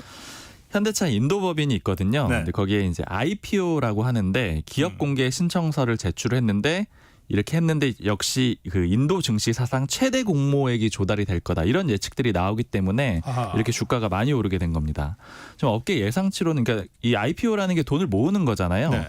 업계 예상치로는 최대 30억 달러, 그러니까 우리 돈으로는 한 4조 1,600억 원 정도가 모일 거다 이렇게 예측이 나왔고요. 그러다 보니까 국내 주가가 크게 오른 겁니다. 좀 상장 시기를 보면은 9월이나 10월 정도가 될 걸로 보이는데 이렇게 IPO를 통해서 현지에서 자금을 확보하게 되면은 현지에서 경쟁하기가 굉장히 유리하다라는 거예요. 그러니까 마치 현지에 있는 업체처럼 그렇게 경쟁을 할 수 있다라는 거죠. 거기서 돈을 받아가지고 그래요. 그 돈으로 쓰게 되니까요. 모기업으로 이렇게 손을 벌리지 않아도 되고 이런 것들이 있기 때문에 유리하다 이렇게 보고 있는 거고요. 그리고 특히 이제 인도 증시 역사상 가장 많은 돈을 이제 모으게 된다라는 그런 예측을 하게 되는데 네. 앞서서 인도 증시에서 가장 많이 모았던 건 2022년 인도생명보험공사였거든요. 근데 현대차가 그 기준을 뛰어넘게 되는 겁니다. 당시에 27억 달러였는데 현대차는 한 30억 달러 조달하게 될 거다. 이렇게 예측이 되기 때문에 기록 자체를 갈아치우게 되기 때문에 기대감을 좀 보여주는 거죠. 시장에서 이렇게 많은 기대를 하고 있다. 이런 것들을 보여주고 있는 거고요. 아까 주가도 오를 수 있는 거 아니냐 이런 얘기 하셨는데 지금 국내 증권사에서 예측들이 나오고 있어요. 네. 뭐 대표적으로 어제 유진투자증권에서 예측이 나온 걸로는 18.8%의 추가 상승 효과가 있을 수가 있다. 이런 정도까지 지금 예측을 하고 있는 그런 상태입니다. 아, 그러네요. 물론 이제 지켜는 봐야 되고 또 투자는 또 잘 그럼요. 네. 하셔야 되겠죠. 투자는 냉정하게 하셔야 됩니다. 네. 예. 이 현대차가 이제 유독 인도에 공을 들여왔던 것 같아요. 네. 근데 인도 시장 규모가 어느 정도입니까? 일단 인도는 성장하는 나라라고 대표적으로 볼 수가 있는데 뭐 인구 대국이다 이런 표현들이 있죠. 네. 사실 예전에는 인구가 가장 많은 나라 하면 중국을 떠올리시는 분들이 많았을 텐데 인도가 이미 역전을 했습니다. 그럼 가장 세계에서 많은 인구가 된 그런 나라가 인도고요. 그리고 이제 이 추세를 보면은 중국은 인구가 감소하고 있어요. 네. 그러니까 산하 제한을 원래 했었잖아요. 그런 거 막 풀어주고 이런 정책을 쓰고 있는 상태고 예. 인도는 많이 늘어나고 있는 상태거든요. 그래서 앞으로는 지금 비슷한 수준인데 격차도 좀 더 벌어질 걸로 그렇게 예측이 됩니다. 사람이 많다라는 거는 당연히 자동차 시장도 커진다라는 그런 의미가 되고요. 지금 현재 기준으로는 중국, 미국 다음에 3위 국가가 인도입니다. 굉장히 큰 자동차 시장이라고 볼 수가 있고요. 네. 경제 규모도 뭐 다 알려진 대로 굉장히 크죠. 이미 5위의 대국입니다. 제가 그러니까 예전에 자동차 출입한 적이 있었는데 그때 현대차 쪽의 얘기를 들어보면은 인도가 큰 것도 큰 건데 굉장히 좋은 점은 리스크가 좀 적다라는 거예요. 그러니까 중국이나 러시아 같은 경우에는 이제 국제 관계에 따라서 기업들이 영향을 받을 일들이 있잖아요. 뭐 가장 대표적으로 러시아 같은 경우에는 우크라이나를 침공을 하면서 기업들이 거기서 활동하기가 어려워졌고 이 러시아 공장을 현대차 그룹이 잘 못 돌리고 있다가 결국에는 매각까지 했거든요. 그 중국도 한때는 굉장히 현대차 그룹이 차를 많이 팔았던 나라인데 뭐 여러 가지 보험 무역이라든가 여러 가지 그런 제재들이 많잖아요. 예. 그러다 보니까 결과적으로는 중국 시장도 굉장히 부진했어요. 근데 이런 어려운 점들이 인도 시장은 상대적으로 좀 덜하다라는 거죠. 그러니까 지정학적인 아니면 뭐 국제 관계상의 부담이 좀 적기 때문에 이 현대차 그룹에서 많이 신경을 써왔고 그래서 공장도 무려 3곳이나 이미 있는 상태입니다.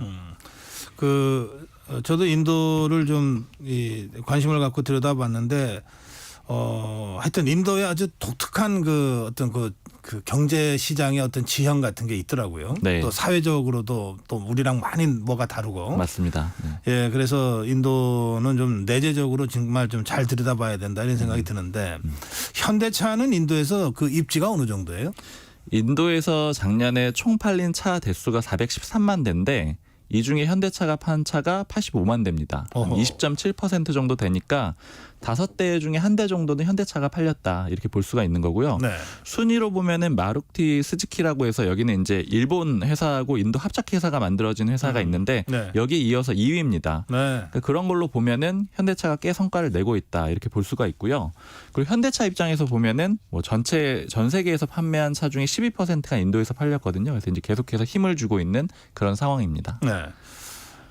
이 현대차 우리 대표 기업 중에 하나인데 이렇게 잘 나간다 그러니까 기분은 좋네요.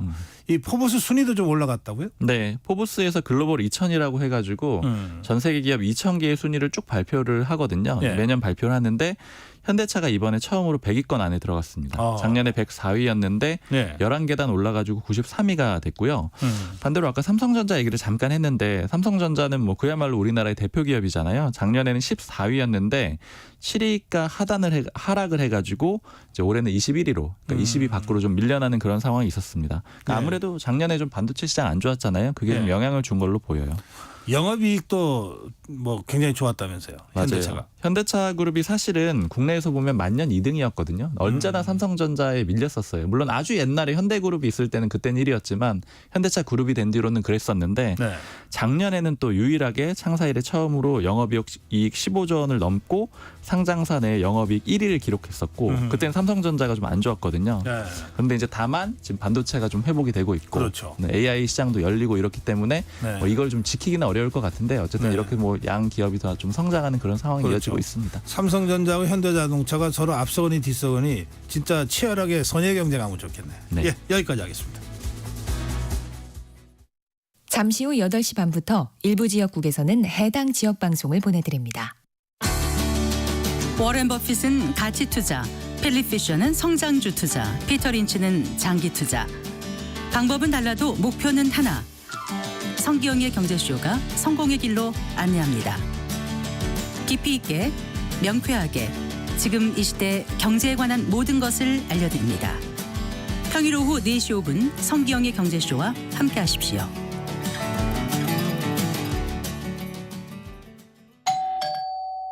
편지 왔습니다. 퇴근길 지친 당신에게 힘이 되는 뉴스를 전해드립니다. 매일 저녁 5시 5분 당신과 함께 읽는 세상 이야기 KBS 1라디오 뉴스레터 K. 지금 시각은 8시 30분입니다. KBS.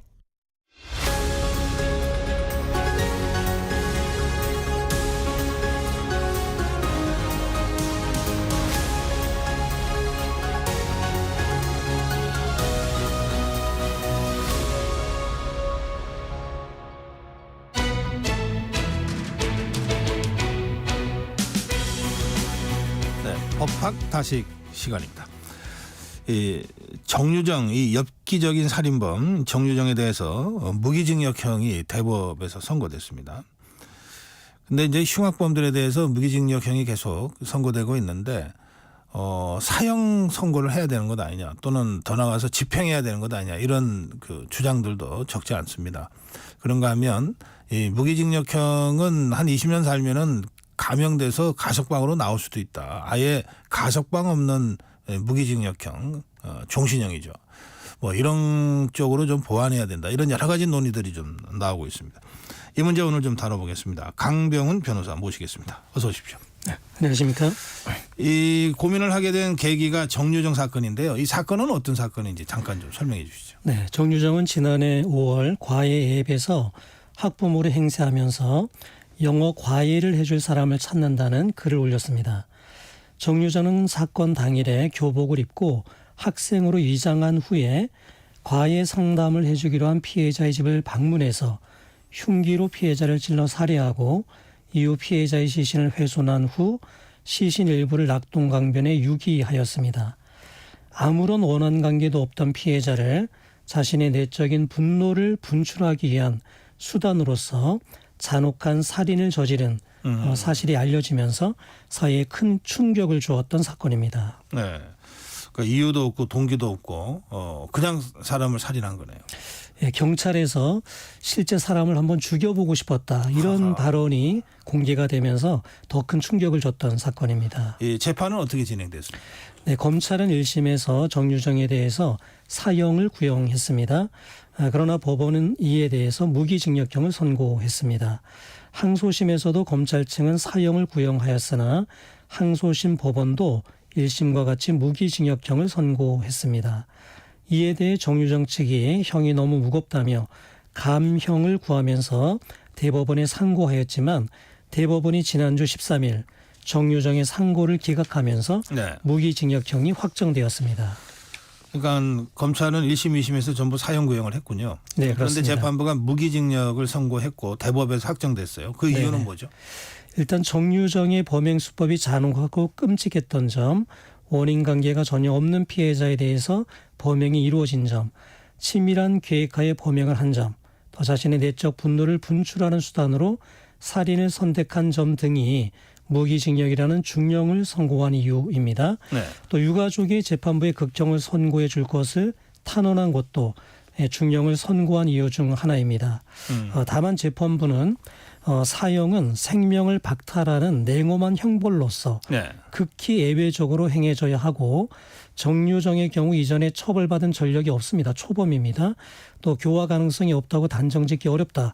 이러한 이유로 사형이 아닌 무기징역형을 선고했습니다. 네. 이 정유정 사건에 대해서 이제 쭉 설명을 해 주셨는데 또 재판부가 왜 무기징역을 했는지, 왜 사형을 안 했는지도 설명해 주셨어요. 네네. 근데 이제 이런 그 유사한 그 판결, 이 흉악범들에 대한 그 무기징역형이 계속 선고되고 있지 않습니까? 네, 최근에 이제 이런 무기징역형이 선고가 잇따랐는데요. 네. 신림역 주변에서 대낮에 흉기를 휘둘러서 한 명을 살해하고 3명을 다치게 한 조선에 대해서 지난주 금요일인 14일에 1심에 이어 항소심도 무기징역형을 선고했습니다. 네. 그리고 지난 1월에는요. 분당 서현역 흉기 난동범인 최원종에게 1심에서 무기징역형을 선고했습니다. 이 판결에서 재판부가 무기징역형을 선고한 이유를 이제 밝혔는데요. 피해자 유족들의 고통을 고려하면 가장 무거운 사형에 처해야 한다는 의견을 이해할 수는 있지만 사람의 생명 자체를 영원히 박탈하는 사형은 신중한 판단이 요구되고 법원으로서는 사형이 형벌로서의 특수성, 엄격성, 형평성을 고려하지 않을 수 없다. 네. 사형 이외의 형벌로서 가장 무거운 무기징역형을 선택해 피고인을 사회로부터 완전히 격리하고 자유를 박탈함이 타당하다. 그런 이유를 밝히면서 무기징역형을 선고했습니다. 네. 지금 재판부의 판결 내용을 보면 웬만해서는 사형 선고를 할 것 같지 않거든요. 네. 그러면 이제 무기징역인데 그 다음으로 무거운 거. 네. 근데 무기징역은 현재 우리 그 행영 그 법 체계에서는 20년 살면 감형이 가능하고 가석방도 가능하잖아요. 네, 그렇습니다. 우리나라는 이제 사형 제도가 법상으로는 존재하고 판결도 종종 이루어지곤 있습니다. 네. 그런데 김영삼 정부 말기였던 97년 12월 30일에 23명에 대한 사형 집행이 이루어진 것을 마지막으로 현재까지 사형 집행이 이루어지지 않고 있습니다. 사형 집행이 장기간 이루어지지 않고 있다 보니까 네. 사형수 중에 자연사한 사형수가 12명이고요. 감옥에서? 네, 그렇습니다. 그리고 무기징역이나 유기징역으로 감형된 사형수도 19명에 이릅니다. 현재 집행을 기다리는 사형수는 59명이라고 합니다. 장기간 사형 집행이 이루어지지 않고 있기 때문에 국제 엠네스트는 2007년에 우리나라를 실질적 사형 폐지국으로 분류하기도 했습니다. 네. 그리고 최근에 어떤 재판을 보면 사형 집행뿐만 아니라 사형 선고 자체도 잘 이루어지지 않고 있는 상황입니다. 2016년에 총기 난사 사고를 일으켰던 임모 병장에 대해서 사형 선고가 확정된 이후에 현재까지 사형이 확정된 사건이 없습니다. 네. 그런데 말씀하신 바와 같이 무기징역의 경우에는 20년 이상 복역을 하면 법률상 가석방이 가능합니다. 흉악범이 사회로부터 영원히 분리되지 못하고 가석방을 통해 사회로 복귀할 가능성이 있다는 사실에 대해서 국민들이 상당한 불안감을 가지고 있는 것이 사실입니다. 네. 외국에서요. 특히 미국 경우에 가석방 없는 무기징역형도 있죠. 네, 그렇습니다. 우리나라는 이게 없죠. 네, 없습니다. 이게 이제 사형자의 대안으로 가석방 없는 무기징역형을 도입해야 된다. 이런 주장이 이제 강하게 제기되고 있는 상황이고요. 판사들이 흉악범에 대한 재판을 하면서 이러한 가석방 없는 종신제의 필요성을 여러 차례 판결에서 언급한 적이 있습니다. 그리고 법무부도 지난해 8월에 가석방 없는 종신형을 담은 형법 개정안을 발의했었습니다. 그런데 21대 국회 임기가 종료되면서 그 법안이 자동 폐기되었습니다. 최근 흉악범에 대한 무기징역이 여러 차례 선고되면서 가석방에 대한 우려가 높아지고 있는 만큼 가석방이 없는 무기징역이든 아니면 가석방 요건을 현재보다 더 엄격하게 하는 법 개정이 필요하다고 생각합니다. 네. 사실 무기징역이나 가석방 없는 무기징역은 결국은 국민 세금으로 그 사람이 죽을 때까지 이제 보호해 준다는 뜻도 되잖아요. 네, 그렇습니다. 그래서 그런 흉악범들한테 왜 그런 조치를 해야 되냐? 그냥 사형 집행이 맞지. 네. 이제 이런 사형론자들도 여전히 있습니다. 그러다 보니까 그 사형이 위헌이다라고 하는 주장이 또 다른 한편에서 있어서 이게 헌재에서 좀 2번인가 심판이 있었죠. 네, 그렇습니다. 이 사형제가 헌법에 위반되는 것이 아니냐, 이것은 아주 오래된 논쟁인데요. 헌법 10조에는 생명권이 규정이 되어 있습니다. 그리고 헌법 37조 2항에서는 기본권을 제한하는 경우에도 본질적인 내용을 침해하지는 못한다, 이런 규정이 있는데요. 사형제가 이러한 생명권 또 본질적인 내용을 침해하지 못한다는 이 규정을 위반하는 위헌적인 제도가 아닌가 이런 주장이 오래 전부터 있어 왔고요. 네. 헌법재판소의 판단도 2번 있었습니다. 96년 12월에는요. 합헌 7인, 위헌 2인 이렇게 이제 합헌 결정이 이루어졌는데 그러니까 사형제가 합헌이다. 네, 합헌이다라는 의견이 이제 7인이었습니다. 네. 위헌이 2인이었고요. 근데 2010년에 두 번째 이제 헌법소원 결정이 있었는데 네. 그때는 합헌이 5인, 위헌이 5인이었습니다. 그래서 이제 위헌 의견이 더 많아진 것이죠. 위헌 4인입니까? 5인입니까? 위헌이 4인입니다. 네, 그리고 지금 현재 세 번째 헌법소원이 이제 올라가 있는 상태인데요. 법조계에서는 이번 세 번째 헌법소원의 경우에는 위헌 결정 가능성이 클 것이다라는 분석도 나오고 있습니다. 네. 올해 안으로는 결과가 나오지 않을까 이렇게 예상하고 있습니다.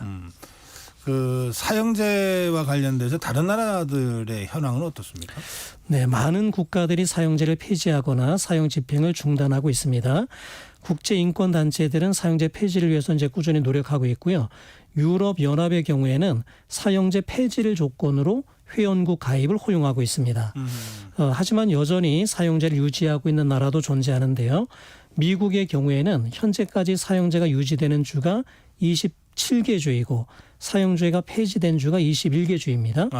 이웃 나라인 일본의 경우에는 사형 제도가 존치하고 있고 실제 사형 집행도 꾸준히 이루어지고 있습니다. 2022년에는요. 도쿄 아키하바라역 인근에서 7명을 살해한 묻지마 살인범에 대한 사형 집행이 이루어져서 관심을 끈 적이 있습니다. 네. 그러면 미국은 지금 이제 주 단위로 다르다고 하셨으니까 네, 그렇습니다. 똑같은 범죄인데 어느 주인가에 따라서 사형이 될 수도 있고 사형이 안 될 수도 있고 그렇다는 뜻입니까? 네, 그렇습니다. 네. 네. 그럼 미국의 사법제도의 특성, 연방국가라고 하는 특성을 좀 감안해야 될 것 같으네요. 즉 우리나라 국민들의 사형제에 대한 그 생각은 좀 조사가 된 게 있습니까? 네, 여러 차례 이제 조사를 했는데요. 예. 그 여론조사 방법이나 뭐 시기에 따라서 차이가 있긴 합니다. 네. 특히 극악무도한 범죄가 이루어진 다음에 이런 여론조사를 하게 되면 사형제 찬성이 상당히 높아지는 그러겠네요. 그런 이제 경향이 있습니다. 대체로 일반 국민들은 사형제 찬성하는 여론이 높습니다. 2022년에 1000명을 대상으로 여론조사한 결과를 보면은요. 69%가 사형제를 찬성한다. 이제 이런 의견을 냈습니다.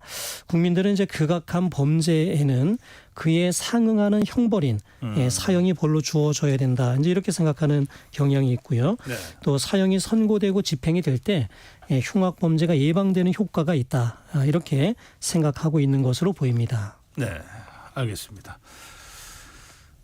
그런데 이 사형제 존폐 이제 아까 올해 안으로 세 번째 헌재 판결이 나올 가능성이 있다 이렇게 이제 전망을 하셨고 이 경우에는 위헌으로 판결될 가능성이 좀 더 높아 보인다. 추세가 그렇다 이런 말씀까지 하셨는데 그렇습니다. 우리 강병훈 변호사는 이 문제에 대해서는 어떤 생각이십니까? 네, 제 개인적인 생각으로는 사형제는 문명 국가의 형벌로서는 더 이상 적당하지 않다 이렇게 생각이 되고요. 또 현재 우리 형사사법 시스템에서도 사형제는 사실상 그 효력을 잃었다 이렇게 생각을 하고 있고요. 실제 판결에서도 그런 그 판결을 판사들이 많이 쓰고 있습니다. 그리고 어떤 그런 사형제의 대안으로서 흉악범의 경우에 가석방 없는 종신형을 도입해서 영원히 사회로부터 분리시키는 것이 타당하다. 그러니까 가석방으로 사회에 다시 이렇게 복귀하는 것에 대한 국민들의 두려움이 많지 않습니까? 그런 것들을 이제 어떤 예방하기 위해서라도 가석방 없는 종신제를 도입할 필요성이 있다. 이렇게 생각합니다. 알겠습니다. 예, 그걸 도입하려면 이제 법 개정이 이루어져야 되겠군요. 네, 그렇습니다. 네, 법학다시 강병훈 변호사와 함께했습니다. 고맙습니다. 네, 감사합니다. 네. 예, 전격 시사 듣고 계신 지금 시각 8시 43분 막 지났습니다. 이 시각 교통정보입니다. 서울시내 출근길인데요. 잠실 방향 올림픽대로 한강대교를 못 간 2차로의 사고로 여의 하류부터 지나시기 크게 답답합니다. 이후로도 동작대교부터 영동대교 쪽으로 막바지 출근 정체가 이어지고요. 반대 공항 방향은 암사대교부터 한강대교 사이 이동에 50여 분이 필요합니다. 강변북로는 구리 방향 정체에 더 길어서 행주대교부터 반포대교까지 내내 밀려 지납니다. 한편 오늘 오후 2시 반부터 이곳 여의도에서는 약 2만여 명이 모이는 집회가 예정돼 있습니다.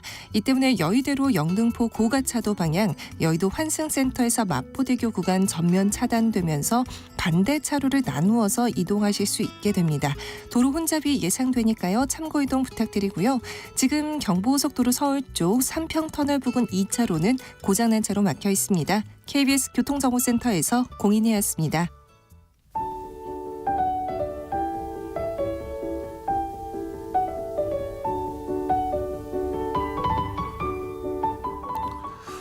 네, 건강 100세 시간입니다. 예, 건강을 위해서 꼭 알아둬야 될 숫자에 대해서 오늘 말씀을 좀 하시겠다고 합니다. 예, 한림대학교 강남 성심병원 가정의학과 노용균 교수님 모시겠습니다. 교수님 어서 오십시오. 네, 안녕하십니까. 네, 반갑습니다. 네, 제가 이렇게 보니까 이 고혈압, 당뇨, 고지혈 이런 거는 생활 습관이 나쁜 사람들한테 오는 병이다. 그래서 생활 습관병이라고 그럽니까? 예. 저는 생활 습관이 아주 나쁜 사람이네. 아, 근데 이제 병이라는 게 꼭 이제 원래 이제 가족력이라든가 또 뭐 이런 환경적인 요인도 있지만 한 반반 정도라고 생각이 듭니다. 이제 가족력이라든가 조금 본인이 갖고 있는 소인이 있는 반면에 생활하면서 생활 습관에 문제가 생기면 더 이제 생길 가능성이 높아지는 거죠. 생활 습관만 잘 고치면 아무리 소인이 있어도 건강하게 살 수 있다 이런 뜻도 되네요. 그럼요. 예. 그걸 위해서 오늘 나오신 거네요. 예. 그래서 이전에는 생활습관병을 성인병이라고 표현을 하기도 했었는데요. 이제 그건 좀 정확한 표현이 아니다 보니까 생활습관에 대한 것들을 좀 관심을 좀 주점을 두기 위해서 그렇게 부르고 있습니다. 네. 오늘 숫자 가지고서 좀 설명을 해 주시겠다고 그러셨는데 25라는 숫자는 어떤 의미가 있습니까? 예, 좀 건강을 위해서 좀 알아둘 필요가 있는 숫자 중에 이제 제가 먼저 이제 고른 게 25인데요. 25. 예. 비만. 예. 요즘에 가장 걱정하시는 이제 여름철이 되면 또 그 젊은 분들은 이제 밖에 나가시고 하면 그래서 뭐 요즘 보니까 또 프로필 촬영을 또 하시겠다고 굉장히 열심히 하시는 그 분들도 계시는데 이 비만을 측정하는 수치입니다. 25가요? 예. 그래서 굉장히 고민들을 하고 있는데 이 비만이 비만 자체를 병으로 보기도 하지만 그것보다는 아까 말씀하셨던 고혈압, 당뇨병, 고지혈증 같은 그 생활습관병을 일으키는 주 원인이 되고요. 보통 그러면 비만은 봐서 키에 비해서 조금 체격이 좀 크거나 하는 것도 보지만 보통은 간단하게 보는 것은 본인의 키에서 100을 빼고 곱하기 0.9를 하면 170에서 100을 빼면 70이잖아요. 곱하기 0.9면 63kg 정도가 적정 범위. 거기에서 한 10% 내에는 한 69kg, 70까지는 적정 범위. 그리고 이제 110에서 120까지는 과체중. 또 120이 넘어가면 이제 비만이라고 이야기를 하기도 하고요. 간단하죠. 그리고 저 체질량 지수라는 게 있습니다. 그건 이제 좀 이따 이제 계산 방법을 말씀드리겠지만 그게 보통 25 이상이면 비만이라고 이야기를 하는 거고요. 그리고 우리나라 같은 경우는 23 아래면 미만이면은 정상. 그다음에 23에서 25 사이는 과체중, 25 이상이면 비만이라고 이야기를 하고 아시아 태평양 쪽에서는 25를 비만 기준으로 하고 있지만 유럽이나 미주 같은 서구에서는 30 이상을 비만이라고 이야기를 하고 있습니다. 다릅니까? 예, 좀 다릅니다. 그 체질량 지수라고 그러셨죠? 예, 체질량 지수. 그게 뭐 어떤 겁니까? 영어로 이제 BMI, 바디 매스 인덱스 BMI라고들 많이들 알고 계시는데요. 쉽게 이야기하면 본인의 몸무게를 키의 제곱으로 나누시게 되면 됩니다. 그러니까 쉽게 이야기하면 몸무게는 만약에 170cm 키에 80kg면 80을 키의 제곱으로 나누는데 그건 이제 센티미터가 아니라 메타 1.7를 두 번 나누게 되면 값이 나오거든요. 그러면 한 27.7 정도가 나옵니다. 그러면 비만이죠. 27보다 올라가니까. 25 이상이니까. 25 이상이면 비만이다. 그렇게 보통 쉽게 그래서 요즘에 스마트폰이나 웹을 보면 네. 이렇게 딱 나오면 바로 계산을 아하. 해주는 게 있습니다. 예. 그 서양하고는 골격이나 여러 신체 구조가 달라서 기능이 다른 겁니까? 예. 그래서 서양하고 가장 다른 이유는 정하게 된 게 서양은 30이지만 이제 그 동양 쪽에서 아시아 태평양 쪽에서는 25가 돼도 조금 고혈압 당뇨나 이런 문제들이 생긴다고 얘기를 하고 있습니다. 네. 이게 비만이 고혈압, 당뇨, 고지혈 모든 그 무슨 만병의 근원인 것처럼 예. 이렇게 되는 이유가 뭡니까?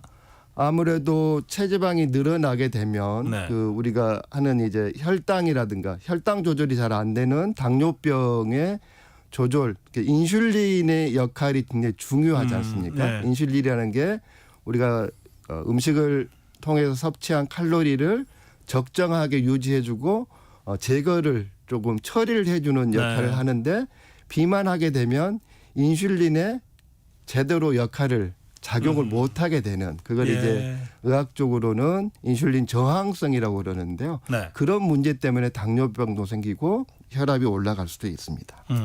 알겠습니다. 25를 기억해야 되겠네요. 예, 이거는 그럼 알고. 그 계산을 간단하게 자기 몸무게하고 체중만 알면 그럼요. 저기 예, 키하고만 알면 되니까. 예. 그다음에 140과 90은 뭐예요?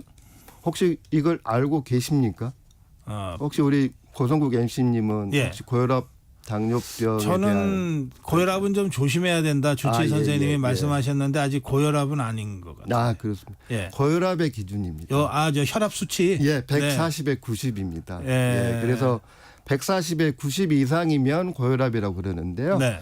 23년 자료에 따르면 20세 성인 이상의 그 고혈압을 갖고 있는 유병률이 한 28%로 되니까 한 1,200만 명이 넘어가고요. 그러네요. 예. 그런데 문제는 고혈압은 한 25% 정도는 본인이 혈압이 높은 고혈압인지를 모르는 경우가 있으시고요. 아하. 예. 그리고 또 전체에서 고혈압을 갖고 있는 분들 중에서 30% 정도는 또 치료를 안 받고 계시고. 왜 그래요? 아무래도 고혈압은 기본적으로 증상은 없습니다. 네. 예, 본인이 어디 뭐 두통이 심하거나 우리가 어디 병원을 가거나 관심을 갖게 되는 경우는 증상을 갖고 있을 때 가게 되는데 네. 그렇지가 않은 것 때문에 그렇거든요. 제가 한 일주일 전에 그 검진을 받으러 갔는데 네. 가니까 재더라고요. 예. 137? 예. 예, 그러면 이제 이 90과 140 사이에 들어가는 거네요. 네, 그래서 혈압 정상 혈압은 120에 80 아래가 정상 혈압이고요. 80, 120. 예. 그리고 140, 90 이상이 고혈압이고 그 중간 중간에. 단계를 전 단계라고 이야기를 하는데요. 그렇구나. 수치가 두 개가 나옵니다. 예, 아래하고 위. 예. 그게 이제 다른 말로는 수축기 혈압. 네. 아래 수치는 이완기 확장기 혈압이라고 합니다. 제가 80하고 137인가. 그러면 정상은 아니십니다. 예. 그러면 고혈압 전 단계이신 거죠. 그러니까 그래서 예방적으로 조금 신경을 써야 된다. 그렇게 선생님이 말씀하시더라고요. 예. 그래서 위의 수치 수축기 혈압은 심장이라는 게 우리 몸에서 이제 자동차로 비유를 하면은 그 펌프 역할을 하지 않습니까? 예. 엔진 역할을 하는데 이 펌프 역할을 하기 때문에 높은 수치는 수축할 때 혈압이고요. 네. 아래 수치는 80 뭐 90은 확장할 때 혈압인데 예. 만약에 140, 90이 넘어가면 둘 중에라도 하나 넘어가면 고혈압이라고 진단을 할 수가 있습니다. 알겠습니다. 그 고혈압 말씀하시지만 저혈압이 더 위험하다는 선생님도 굉장히 말씀해 주시는데. 진료실에서 많이들 물어보시는 용어인데, 그러니까 질문이신데 네. 걱정하실 필요는 없습니다. 평상시에 130이나 80이던 분이 갑자기 100 미만으로 떨어지거나 그러면 분명히 이유가 있겠죠.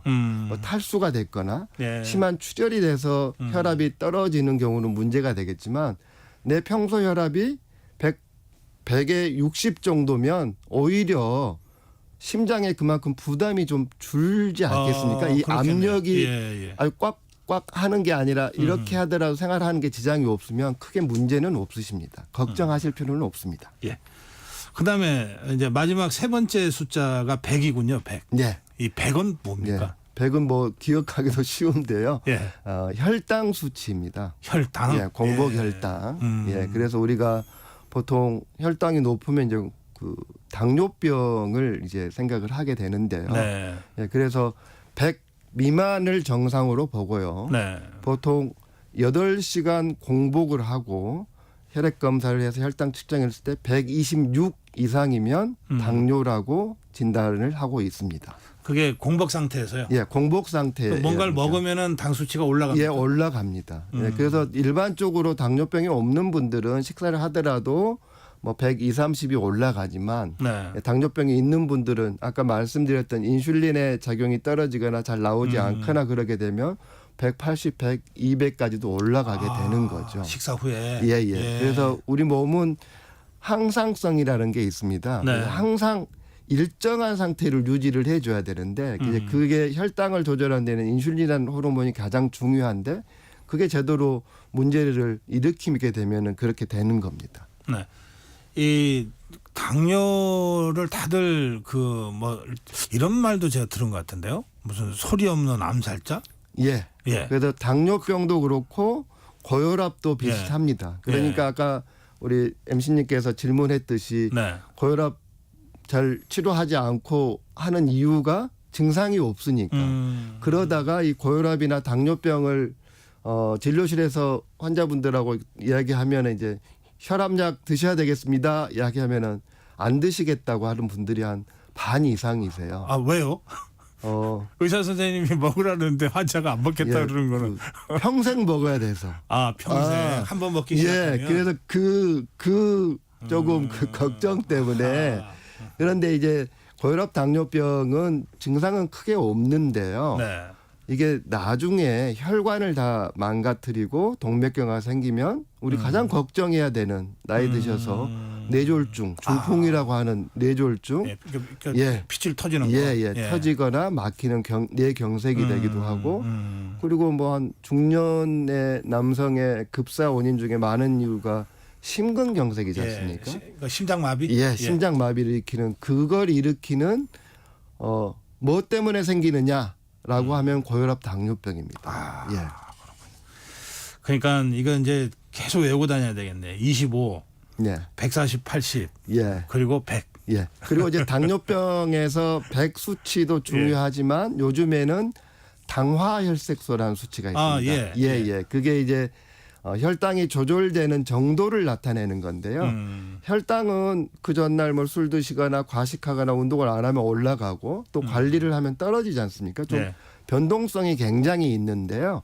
이 당화혈색소는 3달 동안의 평균 혈당을 그러니까 그 전날 술 드시고 알겠습니다. 식사하고 상관없이 그래서 6.5 이상이면 당뇨라고 하기 때문에 당뇨병이 있는 분들은 꼭 이 당화혈색소 수치를 알고 계시면 도움이 되겠습니다. 네, 오늘 여기까지 드려야 되겠습니다. 예. 한림대학교 강남성심병원 가정의학과 노용균 교수였습니다. 6월 18일 화요일 전격사 오늘 여기서 인사드립니다. 고맙습니다. 지구촌 곳곳에서 전해진